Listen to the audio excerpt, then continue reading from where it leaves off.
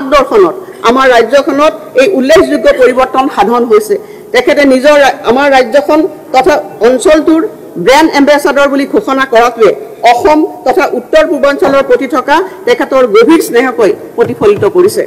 প্ৰধানমন্ত্ৰী ডাঙৰীয়াই জুমৈৰ বিনন্দিনীত অংশগ্ৰহণ কৰাৰ লগতে আমাৰ ৰাজ্যখনলৈ ৬৭ গৰাকী মিছন মুৰব্বীক এডভান্টেজ আছাম ২.০ অংশীদাৰ কৰি এই বন্ধনক পুনৰবাৰ সুদৃঢ় কৰিলে, যিয়ে সমগ্ৰ অসমবাসীক অপৰিসীম গৌৰৱ আৰু প্ৰেৰণাৰে উপচাই পেলাইছে।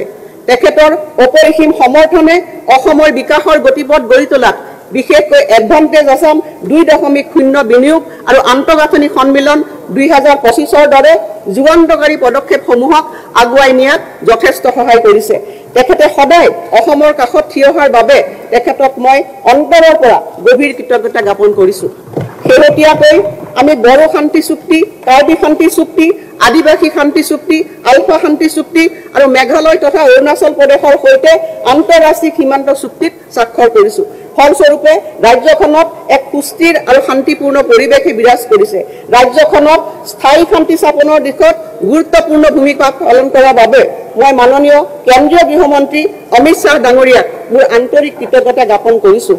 তেখেতৰ অকুণ্ঠ সমৰ্থন অবিহনে এয়া কেতিয়াও সম্ভৱ নহলহেঁতেন। ৰাজ্যখনত শান্তি নিশ্চিত কৰাৰ লগতে আমাৰ চৰকাৰে যোৱা বছৰবোৰত প্ৰগতিৰ নতুন যুগৰ সূচনা কৰিছে। যোৱা বছৰ আমি মূলধনী বিনিয়োগৰ বাবে ৰাজ্যসমূহলৈ বিশেষ সাহায্য আঁচনিৰ বাবে ভাৰত চৰকাৰৰ পৰা সৰ্বাধিক বিশেষ সাহায্য লাভ কৰা দেশৰ অন্যতম ৰাজ্য হিচাপে পৰিগণিত হৈছিল। সিয়ে ৰাজ্যখনক মূলধন গঠনৰ দিশত চালিত কৰিছে। ২০২৩-২৪ বিত্তীয় বৰ্ষৰ পৰা মূলধনী বিনিয়োগৰ বাবে ৰাজ্যসমূহলৈ বিশেষ সাহায্য আঁচনিৰ জৰিয়তে অসমে ১৮,৫০০ কোটি টকাৰ অৰ্থ সাহায্য লাভ কৰিবলৈ সক্ষম হৈছে।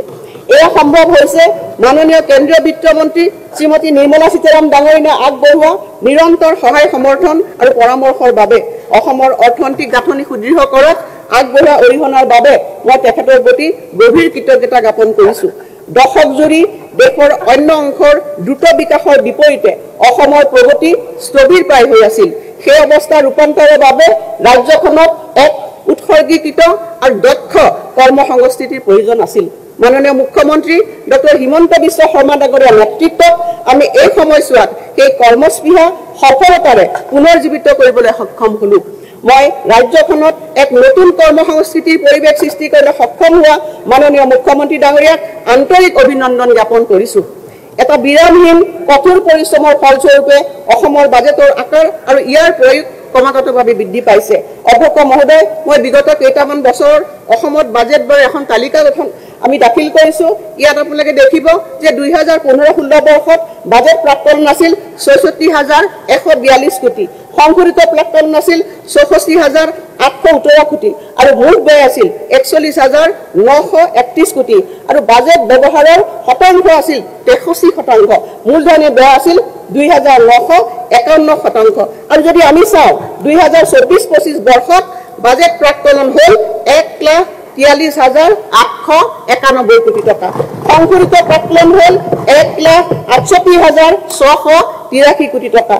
মুঠ ব্যয় যদি আমি চাওঁ ১,৪১,৫২৯ কোটি টকা আৰু বাজেট ব্যৱহাৰ যদি আমি চাওঁ অধ্যক্ষ মহোদয় ৮৫% আৰু মূলধনী ব্যয় যদি আমি চাওঁ ২৪,৯৬৪ কোটি টকা। ২০২৪-২৫ বিত্তীয় বৰ্ষৰ ২০২৫ চনৰ ৬ মাৰ্চলৈকে প্ৰকৃত ব্যয়ৰ ওপৰত কৰা ই এটা পূৰ্বানুমান। ১০ বছৰতকৈ কম সময়ৰ ভিতৰত ২৫০% ব্যয় বৃদ্ধি হোৱাটো সম্ভৱতঃ আমাৰ দেশৰ বিত্তীয় ইতিহাসত ই এক অন্যতম। ২০১৫-১৬ বিত্তীয় বৰ্ষত আমাৰ মূলধনী ব্যয় আছিল মাত্ৰ ২,৯৫১ কোটি টকা। আজি এই সংখ্যা প্ৰায় ৮ গুণলৈকে অধিক বৃদ্ধি হৈ আনুমানিক ২৫,০০০ কোটি টকালৈ বৃদ্ধি পাইছে। যদিও মূলধনী বিনিয়োগৰ বাবে ৰাজ সাহায্যসমূহলৈ বিশেষ সাহায্য, বহি সাহায্য প্ৰকল্প আৰু গ্ৰাম্য আন্তঃগাঁথনি পুঁজিৰ বাবে ঋণ লোৱা হয়, এই কথাত মই নিশ্চিতি প্ৰদান কৰিছোঁ যে আমাৰ দূৰদৰ্শী বিত্তীয় ব্যৱস্থাপনাৰ জৰিয়তে অসমৰ ঋণৰ পৰিমাণ মুঠ ৰাজ্যিক ঘৰুৱা উৎপাদন GSDPৰ ওপৰত নিৰ্ধাৰিত ৩২%তে সীমাবদ্ধ থাকিব। মুঠ ৰাজ্যিক ঘৰুৱা উৎপাদনৰ অনুপাতে গ্ৰহণ কৰা ঋণৰ হাৰৰ ক্ষেত্ৰত আমি ভাৰতৰ ভিতৰত আটাইতকৈ তলৰ স্থানৰ ৰাজ্যসমূহৰ ভিতৰত আছোঁ আৰু 2023-24 বিত্তীয় বৰ্ষত অসমতকৈ দেশৰ 18খন ৰাজ্যই মুঠ ৰাজ্যিক ঘৰুৱা উৎপাদন অনুপাতে ঋণ গ্ৰহণৰ তালিকাত উচ্চ স্থানত আছে। অধ্যক্ষ মহোদয়, মই তালিকা ইয়াত দাখিল কৰিছোঁ আৰু এইটো মই ক'ব বিচাৰিছোঁ যে আমাৰ ঋণৰ পুঁজি দৰমহা আৰু আন ৰাজহ ব্যয় সলনি মূলধনী ব্যয়ৰ ক্ষেত্ৰতকৈ উৎসৰ্গিত কৰা হৈছে।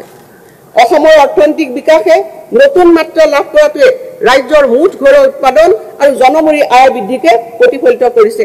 ইয়াত মই এখন তালিকা দাখিল কৰিছোঁ। ভাৰতৰ মুঠ ঘৰুৱা উৎপাদন GDP বৃদ্ধিৰ তুলনাত অসমৰ মুঠ ৰাজ্যিক ঘৰুৱা উৎপাদনৰ মই তালিকা সংলগ্ন কৰিছোঁ। 2023-24 বিত্তীয় বৰ্ষত মুঠ ৰাজ্যিক ঘৰুৱা উৎপাদন GSDP 19% আৰু জনমূৰি আয় 17% বৃদ্ধিৰে দ্ৰুত গতিত বিকাশ হোৱা ৰাজ্যৰ ভিতৰত অসমে স্থান লাভ কৰিবলৈ সক্ষম হৈছে। নীতি আয়োগৰ শেহতীয়া প্ৰতিবেদন অনুসৰি আমাৰ চৰকাৰৰ ব্যাপক প্ৰচেষ্টাৰ ফলত অসমত প্ৰায় 46.87 লাখ লোক বিভিন্ন স্তৰৰ দৰিদ্ৰতাৰ পৰা হাত সাৰিবলৈ সক্ষম হৈছে। অধ্যক্ষ মহোদয়, চফ্ট পাৱাৰৰ ক্ষেত্ৰতো এখন উদীয়মান ৰাজ্য হিচাপে নিজকে প্ৰতিষ্ঠা কৰিবলৈ আমি সক্ষম হৈছোঁ। ভাষা, সংস্কৃতি, ঐতিহ্য আৰু ক্ৰীড়া আদি ক্ষেত্ৰৰ সংৰক্ষণৰ দিশতো আমি প্ৰচেষ্টা অব্যাহত ৰাখিছোঁ। মাননীয় ৰাজ্যপাল ডাঙৰীয়াই তেখেতৰ ভাষণত ইতিমধ্যে এই সফলতাসমূহৰ বিষয়ে উল্লেখ কৰিছে। ইউনেস্কো বিশ্ব ঐতিহ্য ক্ষেত্ৰ হিচাপে ঐতিহাসিক চৰাইদেউ মৈদামৰ স্বীকৃতি লাভ, ধ্ৰুপদী ভাষা হিচাপে অসমীয়া ভাষাৰ স্বীকৃতি লাভ, নিউয়ৰ্ক টাইমছৰ 2025 বৰ্ষত ভ্ৰমণ কৰিব লগা শীৰ্ষৰ 52খন তালিকাত অসমৰ শীৰ্ষৰ 4ৰ্থ স্থান লাভ, 2023 বৰ্ষত সৰ্ববৃহৎ বিহু উদযাপনৰ বিশ্ব অভিলাষকাৰী অনুষ্ঠানটোৱে জুমৈৰ বিনন্দিনীৰ বাট মুকলি কৰে। অসমৰ চাহৰ 200 বছৰীয়া চহকী ঐতিহ্য উদযাপনেৰে আমাৰ চাহ জনজাতি গোষ্ঠীৰ বা সম্প্ৰদায়ৰ প্ৰায় 8,000 গৰাকী অংশগ্ৰহণকাৰীয়ে জুমৈৰ নৃত্যৰ এই বৃহৎ অনুষ্ঠানটো সফল কৰি তোলে। অধ্যক্ষ মহোদয়, প্ৰশাসন আৰু জনসাধাৰণৰ মাজৰ দূৰত্ব হ্ৰাস কৰি প্ৰশাসন যন্ত্ৰক জনতাৰ আৰু অধিক ওচৰ চপাই নিয়াৰ উদ্দেশ্যেৰে ডিব্ৰুগড়ত মুখ্যমন্ত্ৰীৰ সচিবালয় উদ্যাপন কৰা হৈছে। লগতে বৰাক উপত্যকাত মিনি সচিবালয় আৰু তেজপুৰত নিৰ্মীয়মান ৰাজভৱনে ভৌগোলিক দূৰত্ব সংকুচিত কৰি ৰাজ্যৰ প্ৰশাসনিক ব্যৱস্থাৰ সৈতে প্ৰতিটো অঞ্চলৰ জনসাধাৰণৰ সুচল সংযোগ সম্ভৱ কৰি তুলিবলৈ সক্ষম হৈছে। এক ঐতিহাসিক পদক্ষেপ ৰূপে ষষ্ঠ অনুসূচিত অঞ্চলসমূহৰ প্ৰতি চৰকাৰৰ দৃষ্টি আকৰ্ষণৰ প্ৰতিফলন হিচাপে এইবাৰ অসম বিধানসভাৰ বাজেট অধিৱেশনৰ প্ৰথমবাৰৰ বাবে কোকৰাঝাৰত অনুষ্ঠিত হয়। 2024-25 বৰ্ষৰ বাজেটত কৰা ঘোষণা অনুসৰি আমি গোলকীয় বিনিয়োগ আৰু আন্তঃগাঁথনি সন্মিলনৰ এডভান্টেজ অসম 2.0 সফলতাৰে আয়োজন কৰিলোঁ। এই সন্মিলনত সন্মানীয় প্ৰধানমন্ত্ৰী নৰেন্দ্ৰ মোদী ডাঙৰীয়া, মাননীয় কেন্দ্ৰীয় মন্ত্ৰীসকল, বিভিন্ন মিছন মুৰব্বীসকল আৰু আগশাৰীৰ উদ্যোগপতিসকলে অংশগ্ৰহণ কৰে। অসমে 5,18,262 কোটি টকা বিনিয়োগৰ প্ৰতিশ্ৰুতি লাভ কৰিবলৈ সক্ষম হৈছে। ইয়াৰ ভিতৰত আন্তঃগাঁথনি খণ্ডত ভাৰত চৰকাৰে বিনিয়োগ কৰিব লগা 1,24,900 কোটি টকাও অন্তৰ্ভুক্ত হৈ আছে। অসমৰ দৰে এখন ৰাজ্যৰ বাবে এনেধৰণৰ অংশীদাৰসকলৰ সমাৱেশ আমাৰ ইতিহাসত অভূতপূৰ্ব। আমি আশা কৰিছোঁ যে অসমে এতিয়া বিকাশ আৰু উদ্যোগীকৰণৰ এক নতুন যাত্ৰা আৰম্ভ কৰিব। টাটা ইলেক্ট্ৰনিক্স প্ৰাইভেট লিমিটেডৰ 27,000 কোটি টকাৰ বিনিয়োগেৰে অসমে ৰাজ্যখনৰ ঔদ্যোগিক ক্ষেত্ৰত এক ঐতিহাসিক পৰিৱৰ্তনৰ সাক্ষী হৈছে। এয়া হৈছে ভাৰতবৰ্ষৰ স্বাধীনতাৰ 75 বছৰ পিছত ব্যক্তিগত খণ্ডৰ সৰ্ববৃহৎ বিনিয়োগ। এই বিনিয়োগে নতুন বিকাশ আৰু সুযোগৰ পথ মুকলি কৰি প্ৰায় 27,000 প্ৰত্যক্ষ আৰু পৰোক্ষ কৰ্মসংস্থাপনৰ সৃষ্টি কৰিব। টাটা গ্ৰুপে অসমত শীঘ্ৰে সম পৰিমাণৰ বিনিয়োগ কৰিব বুলি এডভান্টেজ অসম 2.0 সন্মিলনত ঘোষণা কৰিছে। তদুপৰি আন শীৰ্ষ উদ্যোগপতিসকলেও অসমত বিনিয়োগৰ বাবে অভূতপূৰ্ব ঘোষণা কৰিছে। 2025-26 বৰ্ষৰ কেন্দ্ৰীয় বাজেটত প্ৰস্তাৱিত নামৰূপৰ পৰিৱেশ অনুকূল ইউৰিয়া সাৰ কাৰখানাই ৰাজ্যখনৰ ঔদ্যোগিক প্ৰগতিত অধিক উৎসাহিত কৰিছে। ইয়াৰ দ্বাৰা ৰাজ্যখনৰ কৃষি আৰু অৰ্থনীতিৰ ক্ষেত্ৰত উল্লেখনীয় অৱদান আগবঢ়াব পৰাকৈ বাৰ্ষিক ইউৰিয়া উৎপাদন 2 লাখ মেট্ৰিক টনৰ পৰা 12.7 লাখ মেট্ৰিক টনলৈ বৃদ্ধি পাব।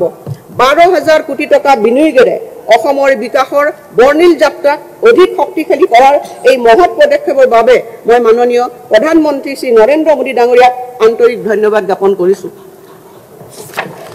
অধ্যক্ষ মহোদয়, নাগৰিক সবলীকৰণ, বিত্তীয় অন্তৰ্ভুক্তিৰ প্ৰসাৰ আৰু বহনক্ষম অৰ্থনৈতিক উন্নয়নৰ দিশত আমাৰ চৰকাৰৰ বাবে প্ৰেৰণাৰ মূল উৎস হ'ল স্বপ্নদ্ৰষ্টা মাননীয় মুখ্যমন্ত্ৰী ডক্টৰ হিমন্ত বিশ্ব শৰ্মাৰ ধাৰণাৰে গঢ় লৈ উঠা অষ্টাদশ মুকুতাৰ উন্নয়নী মেলা আঁচনিখন। এই পৰম্পৰাৰ ভিত্তিতেই মই 2025-26 বিত্তীয় বৰ্ষৰ বাবে চৰকাৰৰ ধৈৰ্যবাহী আঁচনিসমূহৰ ঘোষণা কৰিবলৈ বিচাৰিছোঁ।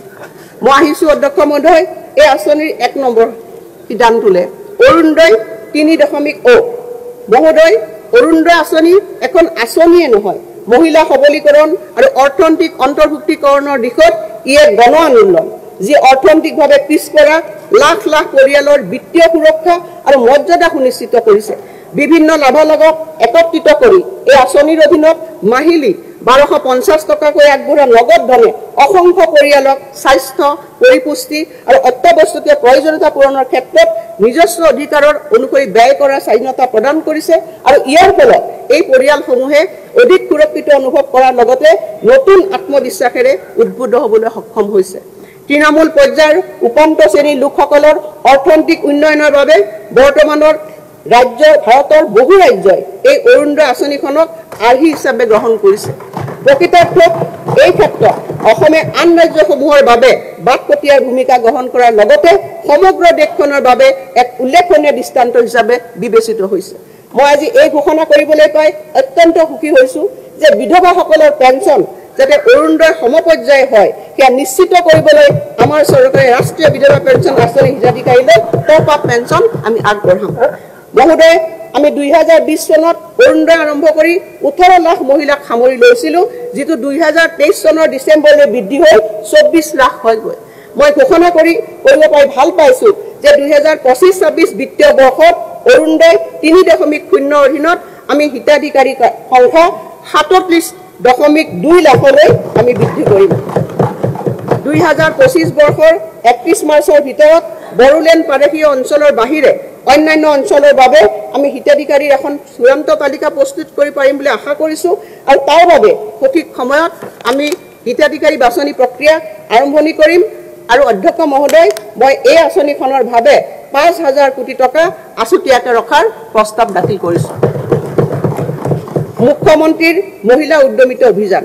অধ্যক্ষ মহোদয়, অসমত আজিলৈকে গ্ৰহণ কৰা আত্মসংস্থাপনমূলক আঁচনিসমূহৰ ভিতৰত মুখ্যমন্ত্ৰীৰ মহিলা উদ্যমিতা অভিযান MMUA খনেই হৈছে সৰ্ববৃহৎ।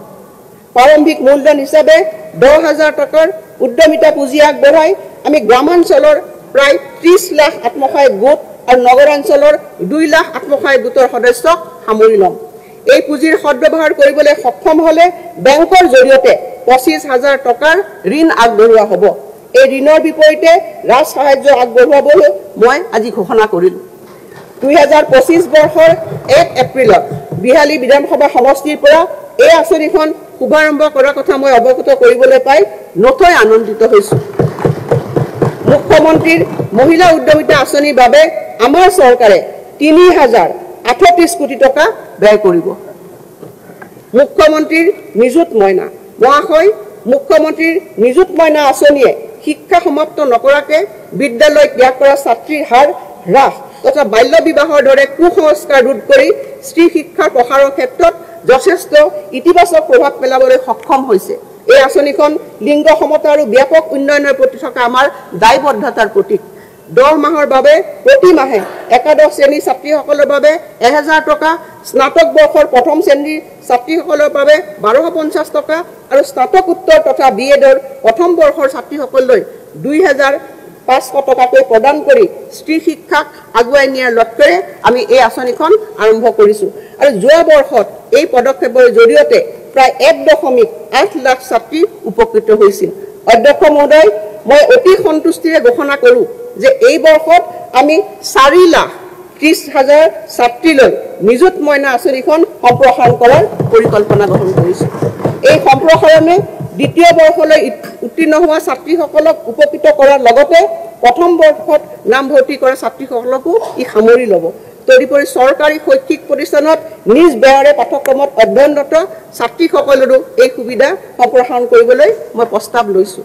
প্ৰত্যক্ষ লাভালাভ হস্তান্তৰ DBTৰ জৰিয়তে ছাত্ৰীসকলক এই লাভালাভ সঠিক সময়ত মুকলি কৰি দিয়াটো নিশ্চিত কৰিবলৈ মই 2025-26 বিত্তীয় বৰ্ষত 391 কোটি টকা আবণ্টন কৰিছোঁ। বিদ্যালয় প্ৰাদেশিকৰণ অধ্যক্ষ মহোদয় মঞ্জুৰি নথকাৰ বাবে অসম শিক্ষকৰ সেৱাৰ প্ৰাদেশিকৰণ আৰু শিক্ষা প্ৰতিষ্ঠান পুনৰ গঠন আইন 2018 চনত হোৱা সংশোধনীৰ অধীনত প্ৰাদেশিকৰণ কৰিব নোৱাৰা 1 জানুৱাৰী 2006 বা তাৰ পূৰ্বে স্থাপিত শিক্ষা প্ৰতিষ্ঠানৰ প্ৰাদেশিকৰণৰ মই প্ৰস্তাৱ আগবঢ়াইছো। ইয়াৰ বাবে আপত্তিবিহীন প্ৰমাণপত্ৰ অনুমতি স্বীকৃতি অন্তৰ্ভুক্তি মঞ্জুৰি আৰু শিক্ষা অনুষ্ঠানখনৰ নামত 1 জানুৱাৰী 2006 বা তাৰ পূৰ্বে মাতি থকা বুলি উপযুক্ত কৰ্তৃপক্ষই দিয়া প্ৰমাণপত্ৰ গ্ৰহণ কৰাৰ বাবে মই প্ৰস্তাৱ দিলো। প্ৰাদেশিকৰণ প্ৰক্ৰিয়াৰ সময়ত শিক্ষানুষ্ঠান বাছনিৰ বাবে শৈক্ষিকভাৱে পিছপৰা খণ্ড আৰু ষষ্ঠ অনুসূচীৰ জিলাসমূহত কিছু যোগ্যতাৰ মাপকাঠি শিথিল কৰা হ'ব আৰু ইয়াৰ বাবে আইন প্ৰণয়ন কৰিবলৈ শিক্ষা বিভাগে প্ৰয়োজনীয় পদক্ষেপ গ্ৰহণ কৰিব। মই লগতে ঘোষণা কৰোঁ যে যিসকল টিউটৰে সংশোধিত অসম শিক্ষকৰ সেৱাৰ প্ৰাদেশিকৰণ আৰু শিক্ষা অনুষ্ঠানৰ পুনৰ গঠন আইন 2017 অনুসৰি শৈক্ষিক আৰু পেছাগত অৰ্হতা 5 বছৰৰ ভিতৰত সম্পূৰ্ণ কৰিব তেওঁলোকক শিক্ষকৰ পদলৈ উন্নীতকৰণ অব্যাহত থাকিব। মুখ্যমন্ত্ৰীৰ জীৱন প্ৰেৰণা মহোদয় যুৱ প্ৰজন্মক সমৰ্থন কৰাৰ প্ৰচেষ্টা অব্যাহত ৰাখি শিক্ষা সামৰি নিয়োগ বিচৰা স্নাতকসকলক সহায়ৰ বাবে আমি দায়বদ্ধ। তেওঁলোকে সন্মুখীন হোৱা প্ৰত্যাহ্বানবোৰক স্বীকৃতি দি চাকৰি সন্ধান কৰাৰ সময়ছোৱাত তেওঁলোকক সুস্থিৰতা আৰু উৎসাহ দিবলৈ আমি এক বিত্তীয় সহায় কাৰ্যসূচী আৰম্ভ কৰিছো। এই পদক্ষেপ নিবনুৱা ভাত্তা নহয়, ই হৈছে প্ৰতিযোগিতামূলক পৰীক্ষা সাক্ষাৎকাৰ আৰু উদ্যমিতাৰ ক্ষেত্ৰলৈ সাজু কৰাত সহায়ক বাবে এক অনুপ্ৰেৰণামূলক সমৰ্থন। মই আনন্দৰে ঘোষণা কৰোঁ যে অসমৰ চৰকাৰী বিশ্ববিদ্যালয় মহাবিদ্যালয়ৰ পৰা 2025 চনত উত্তীৰ্ণ হোৱা স্নাতকলৈ এবছৰৰ বাবে প্ৰতি মাহে 2500 টকাকৈ মুখ্যমন্ত্ৰীৰ জীৱন প্ৰেৰণাৰ অধীনত প্ৰদান কৰা হ'ব। ইয়াৰ উপৰি জিলা আয়ুক্তৰ পৰামৰ্শ মতে মাহে 2500 টকাৰ পৰিৱৰ্তে 25,000 টকাৰ এককালীন বিত্তীয় সাহায্যও আমি আগবঢ়াম। মহোদয় মই ঘোষণা কৰিবলৈ পাই আনন্দিত হৈছো যে আমাৰ মুখ্যমন্ত্ৰী মহোদয়ৰ মৰমৰ ভাগিনসকলৰ বাবে এই উৎসৰ্গিত পদক্ষেপ গ্ৰহণ কৰা হৈছে। এই আঁচনিৰ অধীনত শৈক্ষিক উৎকৃষ্টতাক উৎসাহিত কৰাৰ এক উদ্ভাৱনীমূলক পদক্ষেপৰ কথা মই লগতে আনন্দেৰে ঘোষণা কৰিছোঁ। ৰাজ্যিক আৰু কেন্দ্ৰীয় চৰকাৰৰ বিশ্ববিদ্যালয়ৰ গৱেষক শিক্ষাৰ্থীৰ বাবে লিংগ নিৰ্বিশেষে 25,000 টকা আৰু দিব্যাংগ গৱেষক শিক্ষাৰ্থীৰ বাবে 50,000 টকাৰ এককালীন অনুদান আগবঢ়োৱাৰ মই প্ৰস্তাৱ দিছোঁ। এই আঁচনিৰ বাবে কেৱল অসমৰ স্থায়ী বাসিন্দাহে যোগ্য বিবেচিত হ'ব। মুখ্যমন্ত্ৰীৰ নিযুত মইনাৰ পূৰ্বৰ বৰ্তমানৰ আৰু ভৱিষ্যতৰ হিতাধিকাৰীসকল ইয়াৰ বাবে বিবেচিত নহ'ব। মই আনন্দৰে জনাওঁ যে আমি মুখ্যমন্ত্ৰীৰ জীৱন প্ৰেৰণা 2025 চনৰ অক্টোবৰ মাহত আমি আৰম্ভণি কৰিম আৰু ইয়াৰ ৰূপায়ণৰ বাবে মই 25 কোটি টকা ধাৰ্য কৰিছোঁ। মুখ্যমন্ত্ৰীৰ আত্মনিৰ্ভৰ অসম অভিযান মহোদয় মুখ্যমন্ত্ৰীৰ আত্মনিৰ্ভৰ অসম অভিযান হৈছে এটা ৰূপান্তৰকাৰী পদক্ষেপ যাৰ লক্ষ্য হৈছে অসমৰ অতি ক্ষুদ্ৰ উদ্যোগীসকলক আনুষ্ঠানিক ক্ষেত্ৰলৈ আগুৱাই অনা। মুখ্যমন্ত্ৰীৰ আত্মনিৰ্ভৰ অসম অভিযানৰ প্ৰথম পৰ্যায়ত ইতিমধ্যে প্ৰায় 25,000 হিতাধিকাৰীক বিত্তীয় সাহায্যৰে সমৰ্থন আগবঢ়োৱা হৈছে। প্ৰতিজন উদ্যমী হিতাধিকাৰীয়ে প্ৰথমে 75,000 টকা আৰু দ্বিতীয় পৰ্যায়ত 25,000 টকা লাভ কৰে। মই এই কথা ঘোষণা কৰিবলৈ পাই সুখী হৈছোঁ যে এই বছৰ প্ৰথম পৰ্যায়ৰ মূল্যাংকনৰ অন্তত আমি এই 25,000ৰো অধিক হিতাধিকাৰীক দ্বিতীয় পৰ্যায়ত 1 লাখকৈ টকা প্ৰদান কৰিম। তদুপৰি মুখ্যমন্ত্ৰী আত্মনিৰ্ভৰশীল অসম অভিযান 2.0 অধীনত আমি 75,000 নতুন হিতাধিকাৰী এই বছৰত সামৰি ল'ম আৰু ইয়াৰ সৈতে এই 1 লাখ যোগ্য যুৱক যুৱতীৰ প্ৰতিজনে 2 লাখ টকাকৈ আৰ্থিক সাহায্য লাভ কৰিব। তদুপৰি যিসকলে ব্যক্তিগত ডিগ্ৰী সম্পূৰ্ণ কৰিছে তেওঁলোকে 5 লাখ টকাকৈ অৰ্থ সাহায্য লাভৰ বাবে যোগ্য বিবেচিত হ'ব। সকলোৰে সামগ্ৰিক বিকাশৰ প্ৰতি আমাৰ চৰকাৰে প্ৰদান কৰা গুৰুত্বৰ আধাৰত মই এই আঁচনিৰ মুঠ হিতাধিকাৰীৰ 4% দিব্যাংগজনৰ বাবে সংৰক্ষিত কৰাৰ কথা ঘোষণা কৰিছোঁ। এই ধৈৰ্যবাহী কাৰ্যসূচীৰ বাবে মই এই বছৰটোত 773 কোটি টকা উপলব্ধ কৰিম। 1 লক্ষাধিক নিযুক্তি প্ৰদান মাননীয় অধ্যক্ষ মহোদয় মই এটি গৌৰৱেৰে জনাব বিচাৰিছোঁ যে অসম চৰকাৰে যুৱক যুৱতীক দিয়া 1 লাখ নিযুক্তি প্ৰদানৰ প্ৰতিশ্ৰুতি সফলতাৰে সম্পন্ন কৰিবলৈ সক্ষম হৈছে।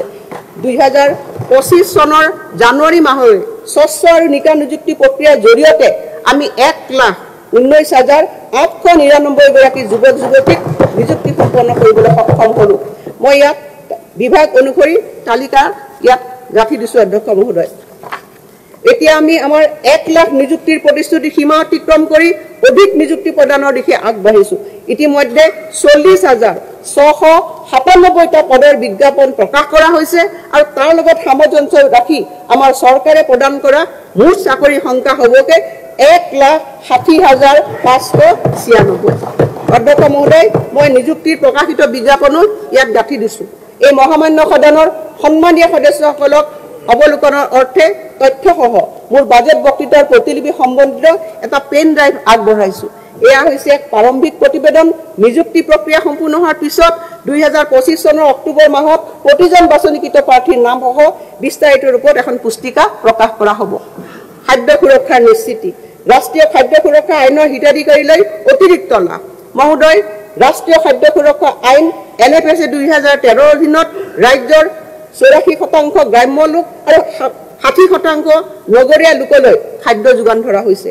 আমাৰ উদ্যমী মুখ্যমন্ত্ৰীয়ে ৰেচন কাৰ্ডৰ গৰাকীলৈও চাউলৰ বাহিৰেও আন সামগ্ৰী বিতৰণ হোৱাটো বিচাৰিছে। অতি উৎসাহেৰে মই ঘোষণা কৰোঁ যে এই বছৰৰ অক্টোবৰৰ পৰা আমি ৰাষ্ট্ৰীয় খাদ্য সুৰক্ষা আইনৰ সকলো ৰেচন কাৰ্ডৰ গৰাকীলৈ ৰাজ সাহায্যযুক্ত হাৰত 1 কিলোগ্ৰাম মচুৰ দালি, 1 কিলোগ্ৰাম চেনি আৰু 1 কিলোগ্ৰাম নিমখ যোগান ধৰিম আৰু 5 জনতকৈ অধিক সদস্য থকা পৰিয়ালসমূহলৈ আমি অতিৰিক্তভাৱে 1 কিলোগ্ৰাম মচুৰ দালি আগবঢ়াম।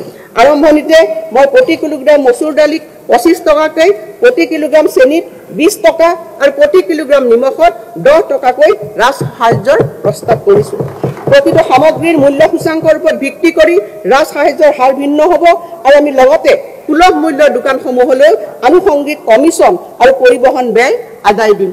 এই পদক্ষেপে প্ৰতিটো পৰিয়ালে সুলভ মূল্যত প্ৰয়োজনীয় পুষ্টি পোৱাটো নিশ্চিত কৰিছে আৰু ইয়াৰ বাবে মই এই বছৰৰ বাজেটত অতিৰিক্তভাৱে 370 কোটি টকাৰ আবণ্টন দিছোঁ। 200 বছৰীয়া অসমৰ চাহ জনজাতি সম্প্ৰদায়লৈ সাহায্য প্ৰদান। অধ্যক্ষ মহোদয়, অসমৰ চাহ জনজাতি সম্প্ৰদায়লৈ কৃতজ্ঞতা জনাই মই ৰাজ্যখনৰ বৰ্তমানে থকা 6.8 লাখ চাহ শ্ৰমিকৰ প্ৰতিগৰাকীলৈ এককালীন বিত্তীয় সাহায্য হিচাপে 5,000 টকাকৈ আগবঢ়োৱাৰ কথা ঘোষণা কৰিবলৈ পাই আনন্দিত হৈছোঁ। ই কেজুৱেল শ্ৰমিক আৰু স্থায়ী শ্ৰমিক উভয়কে সামৰি ল'ব আৰু মই ইয়াৰ বাবে 342 কোটি টকাৰ আবণ্টন দিছোঁ। আমাৰ কৰ্মচাৰীৰ হকে অধ্যক্ষ মহোদয়, অসমৰ প্ৰগতিত চৰকাৰী কৰ্মচাৰীসকলৰ উৎসৰ্গিত সেৱাৰ প্ৰতি স্বীকৃতি জনাই মই তেওঁলোকৰ কল্যাণৰ বাবে বিভিন্ন ব্যৱস্থাৰ কথা ঘোষণা কৰিবলৈ লৈছোঁ। আমাৰ চৰকাৰে 2005 চনৰ 1 ফেব্ৰুৱাৰীৰ পূৰ্বে নিযুক্তি প্ৰক্ৰিয়া আৰম্ভ হোৱা নিয়মীয়া কৰ্মচাৰীসকলক পেঞ্চন পুঁজি নিয়ন্ত্ৰক আৰু উন্নয়ন কৰ্তৃপক্ষৰ চুক্তি অনুসৰি নতুন পেঞ্চন আঁচনিৰ তহবিলত জমা চৰকাৰৰ বৰঙণি অংশ উভতাই দিয়াৰ চৰ্তত পুৰণি পেঞ্চন আঁচনি OPSৰ সুবিধা প্ৰদানৰ কথা বিবেচনা কৰিব। এই ক্ষেত্ৰত আমি কেন্দ্ৰীয় চৰকাৰে নিৰ্ধাৰণ কৰা নীতি নিৰ্দেশনা অনুসৰণ কৰিম। মই লগতে ঘোষণা কৰিব বিচাৰিছোঁ যে নতুন পেঞ্চন আঁচনিয়ে সামৰি লোৱা ৰাজ্য চৰকাৰৰ কৰ্মচাৰীলৈ একত্ৰিত পেঞ্চন আঁচনি UPSৰ সুবিধাও আগবঢ়োৱা হ'ব। ইয়াৰ দ্বাৰা 2.8 লাখ কৰ্মচাৰী উপকৃত হ'ব যদিও নতুন পেঞ্চন আঁচনি অব্যাহত ৰাখিব বিচৰাসকলে ইয়াক অব্যাহত ৰাখিব পাৰিব। আয়ুষ্মান অসম মুখ্যমন্ত্ৰী লোকসেৱক আৰোগ্য যোজনাৰ অধীনত কেন্দ্ৰীয় চৰকাৰৰ স্বাস্থ্য আঁচনিৰ অধীনত ৰাজ্য চৰকাৰৰ চিকিৎসা মহাবিদ্যালয়, অসম কেঞ্চাৰ কেয়াৰ ফাউণ্ডেশ্যন, কেন্দ্ৰ আৰু বিবৰা কৰ্কট প্ৰতিষ্ঠানত চৰকাৰে নগদবিহীন চিকিৎসা সুবিধা প্ৰৱৰ্তন কৰিব। তদুপৰি ৰাজহুৱা খণ্ডৰ প্ৰতিষ্ঠানৰ নিয়মীয়া কৰ্মচাৰী, নিৰ্দিষ্ট বেতন লাভ কৰা মাষ্টাৰ ৰোল আৰু ৱৰ্কছৰ্চ কৰ্মচাৰীসকল আৰু 60 বছৰ বয়সলৈ অনুসূচিত ঠিকাভিত্তিত কৰ্মচাৰীসকলকো সংশ্লিষ্ট সমিতিয়ে নিৰ্ধাৰণ কৰা চৰ্ত অনুসৰি সামৰি লোৱা হ'ব। মহোদয়, আমাৰ চৰকাৰে আশা কৰ্মী, PM পোষণৰ ৰান্ধনী, অংগনবাড়ী কৰ্মী আৰু সহায়িকাসকলৰ পাৰিতোষিক আদি বৃদ্ধিৰ দাবী সম্পৰ্কে অৱগত হৈছে। জনস্বাস্থ্য আৰু সমাজ কল্যাণৰ ক্ষেত্ৰত তেওঁলোকে আগবঢ়োৱা মূল্যৱান অৰিহণাৰ প্ৰতি স্বীকৃতি প্ৰদান কৰি 2025 চনৰ 1 অক্টোবৰৰ পৰা তেওঁলোকৰ পাৰিতোষিক চৰকাৰী ভাত্তা সংশোধন কৰাৰ লগতে এককালীন সাহায্য প্ৰদানৰ বাবে আমি সিদ্ধান্ত গ্ৰহণ কৰিছোঁ। নিৰ্দিষ্ট বেতন লাভ কৰা মাষ্টাৰ ৰোল আৰু ৰকচাৰ্জ কৰ্মচাৰীসকলক চৰকাৰে যোগ্য ঘৰ ভাড়া ভাত্তা 50% প্ৰদান কৰিব। প্ৰধানমন্ত্ৰী সূৰ্য ঘৰ মুফ্ত বিজুলী যোজনাৰ প্ৰতি উৎসাহিত কৰাৰ বাবে ৰাজ্য চৰকাৰে কৰ্মচাৰী প্ৰতি কিলোৱাটত 2000 টকাকে সৰ্বোচ্চ 3 কিলোৱাটত 6000 টকা পৰ্যন্ত ৰাজ সাহায্য প্ৰদান কৰা হ'ব। এই সুবিধা ঘৰৰ চালত সৌৰ শক্তি চালিত বিদ্যুৎ আহৰণ ব্যৱস্থা সংস্থাপন কৰা 50,000 কৰ্মচাৰীক প্ৰথমে অহাসকলক প্ৰথম সেৱা ভিত্তিত উপকৃত কৰিব। মই এই পবিত্ৰ সদনত জনাবলৈ পাই সুখী হৈছোঁ যে আপোন ঘৰ আঁচনিৰ অধীনত আমাৰ ৰাজ্যখনত 40,054 জন কৰ্মচাৰী আৰু আপোন বাহনৰ অধীনত 3,190 জন কৰ্মচাৰীয়ে সুদৰ হাৰ ৰেহাই সুবিধা লাভ কৰি আছে। এই ইতিবাচক সঁহাৰিয়ে এই আঁচনিখন 2025-26 বিত্তীয় বৰ্ষটো অব্যাহত ৰাখিবলৈ আমাক উৎসাহিত কৰিব। এই সুবিধা ৰাজহুৱা খণ্ডৰ প্ৰতিষ্ঠানৰ নিয়মীয়া কৰ্মচাৰী আৰু 60 বছৰ বয়সলৈ অধিসূচিত ঠিকাভিত্তিক কৰ্মচাৰীসকললৈকো সম্প্ৰসাৰণ কৰা হ'ব।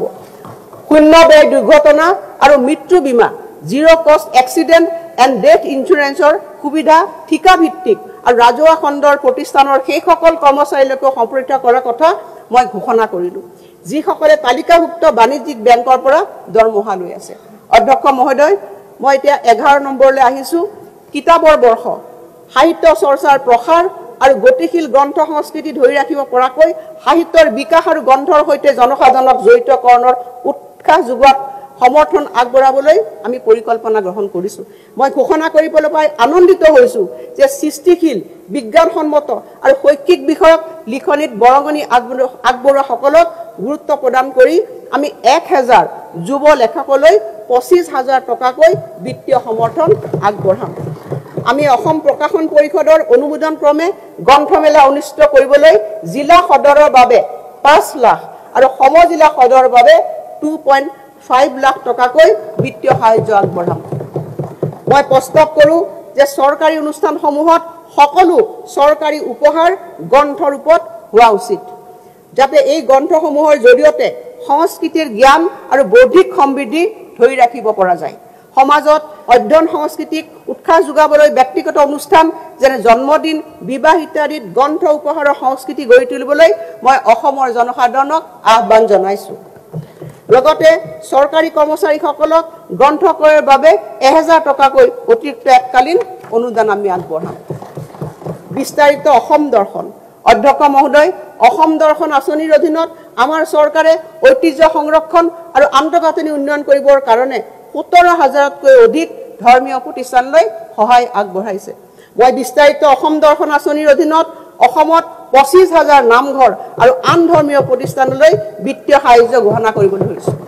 আমি প্ৰতিটো ধৰ্মীয় প্ৰতিষ্ঠানত দুটা সমান কিস্তিত 3 লাখ টকাকৈ দিম আৰু 2025 চনৰ 31 মাৰ্চৰ আগত প্ৰথম কিস্তি আৰু 2025-26 বিত্তীয় বৰ্ষত দ্বিতীয় কিস্তি আমি মুকলি কৰি দিম।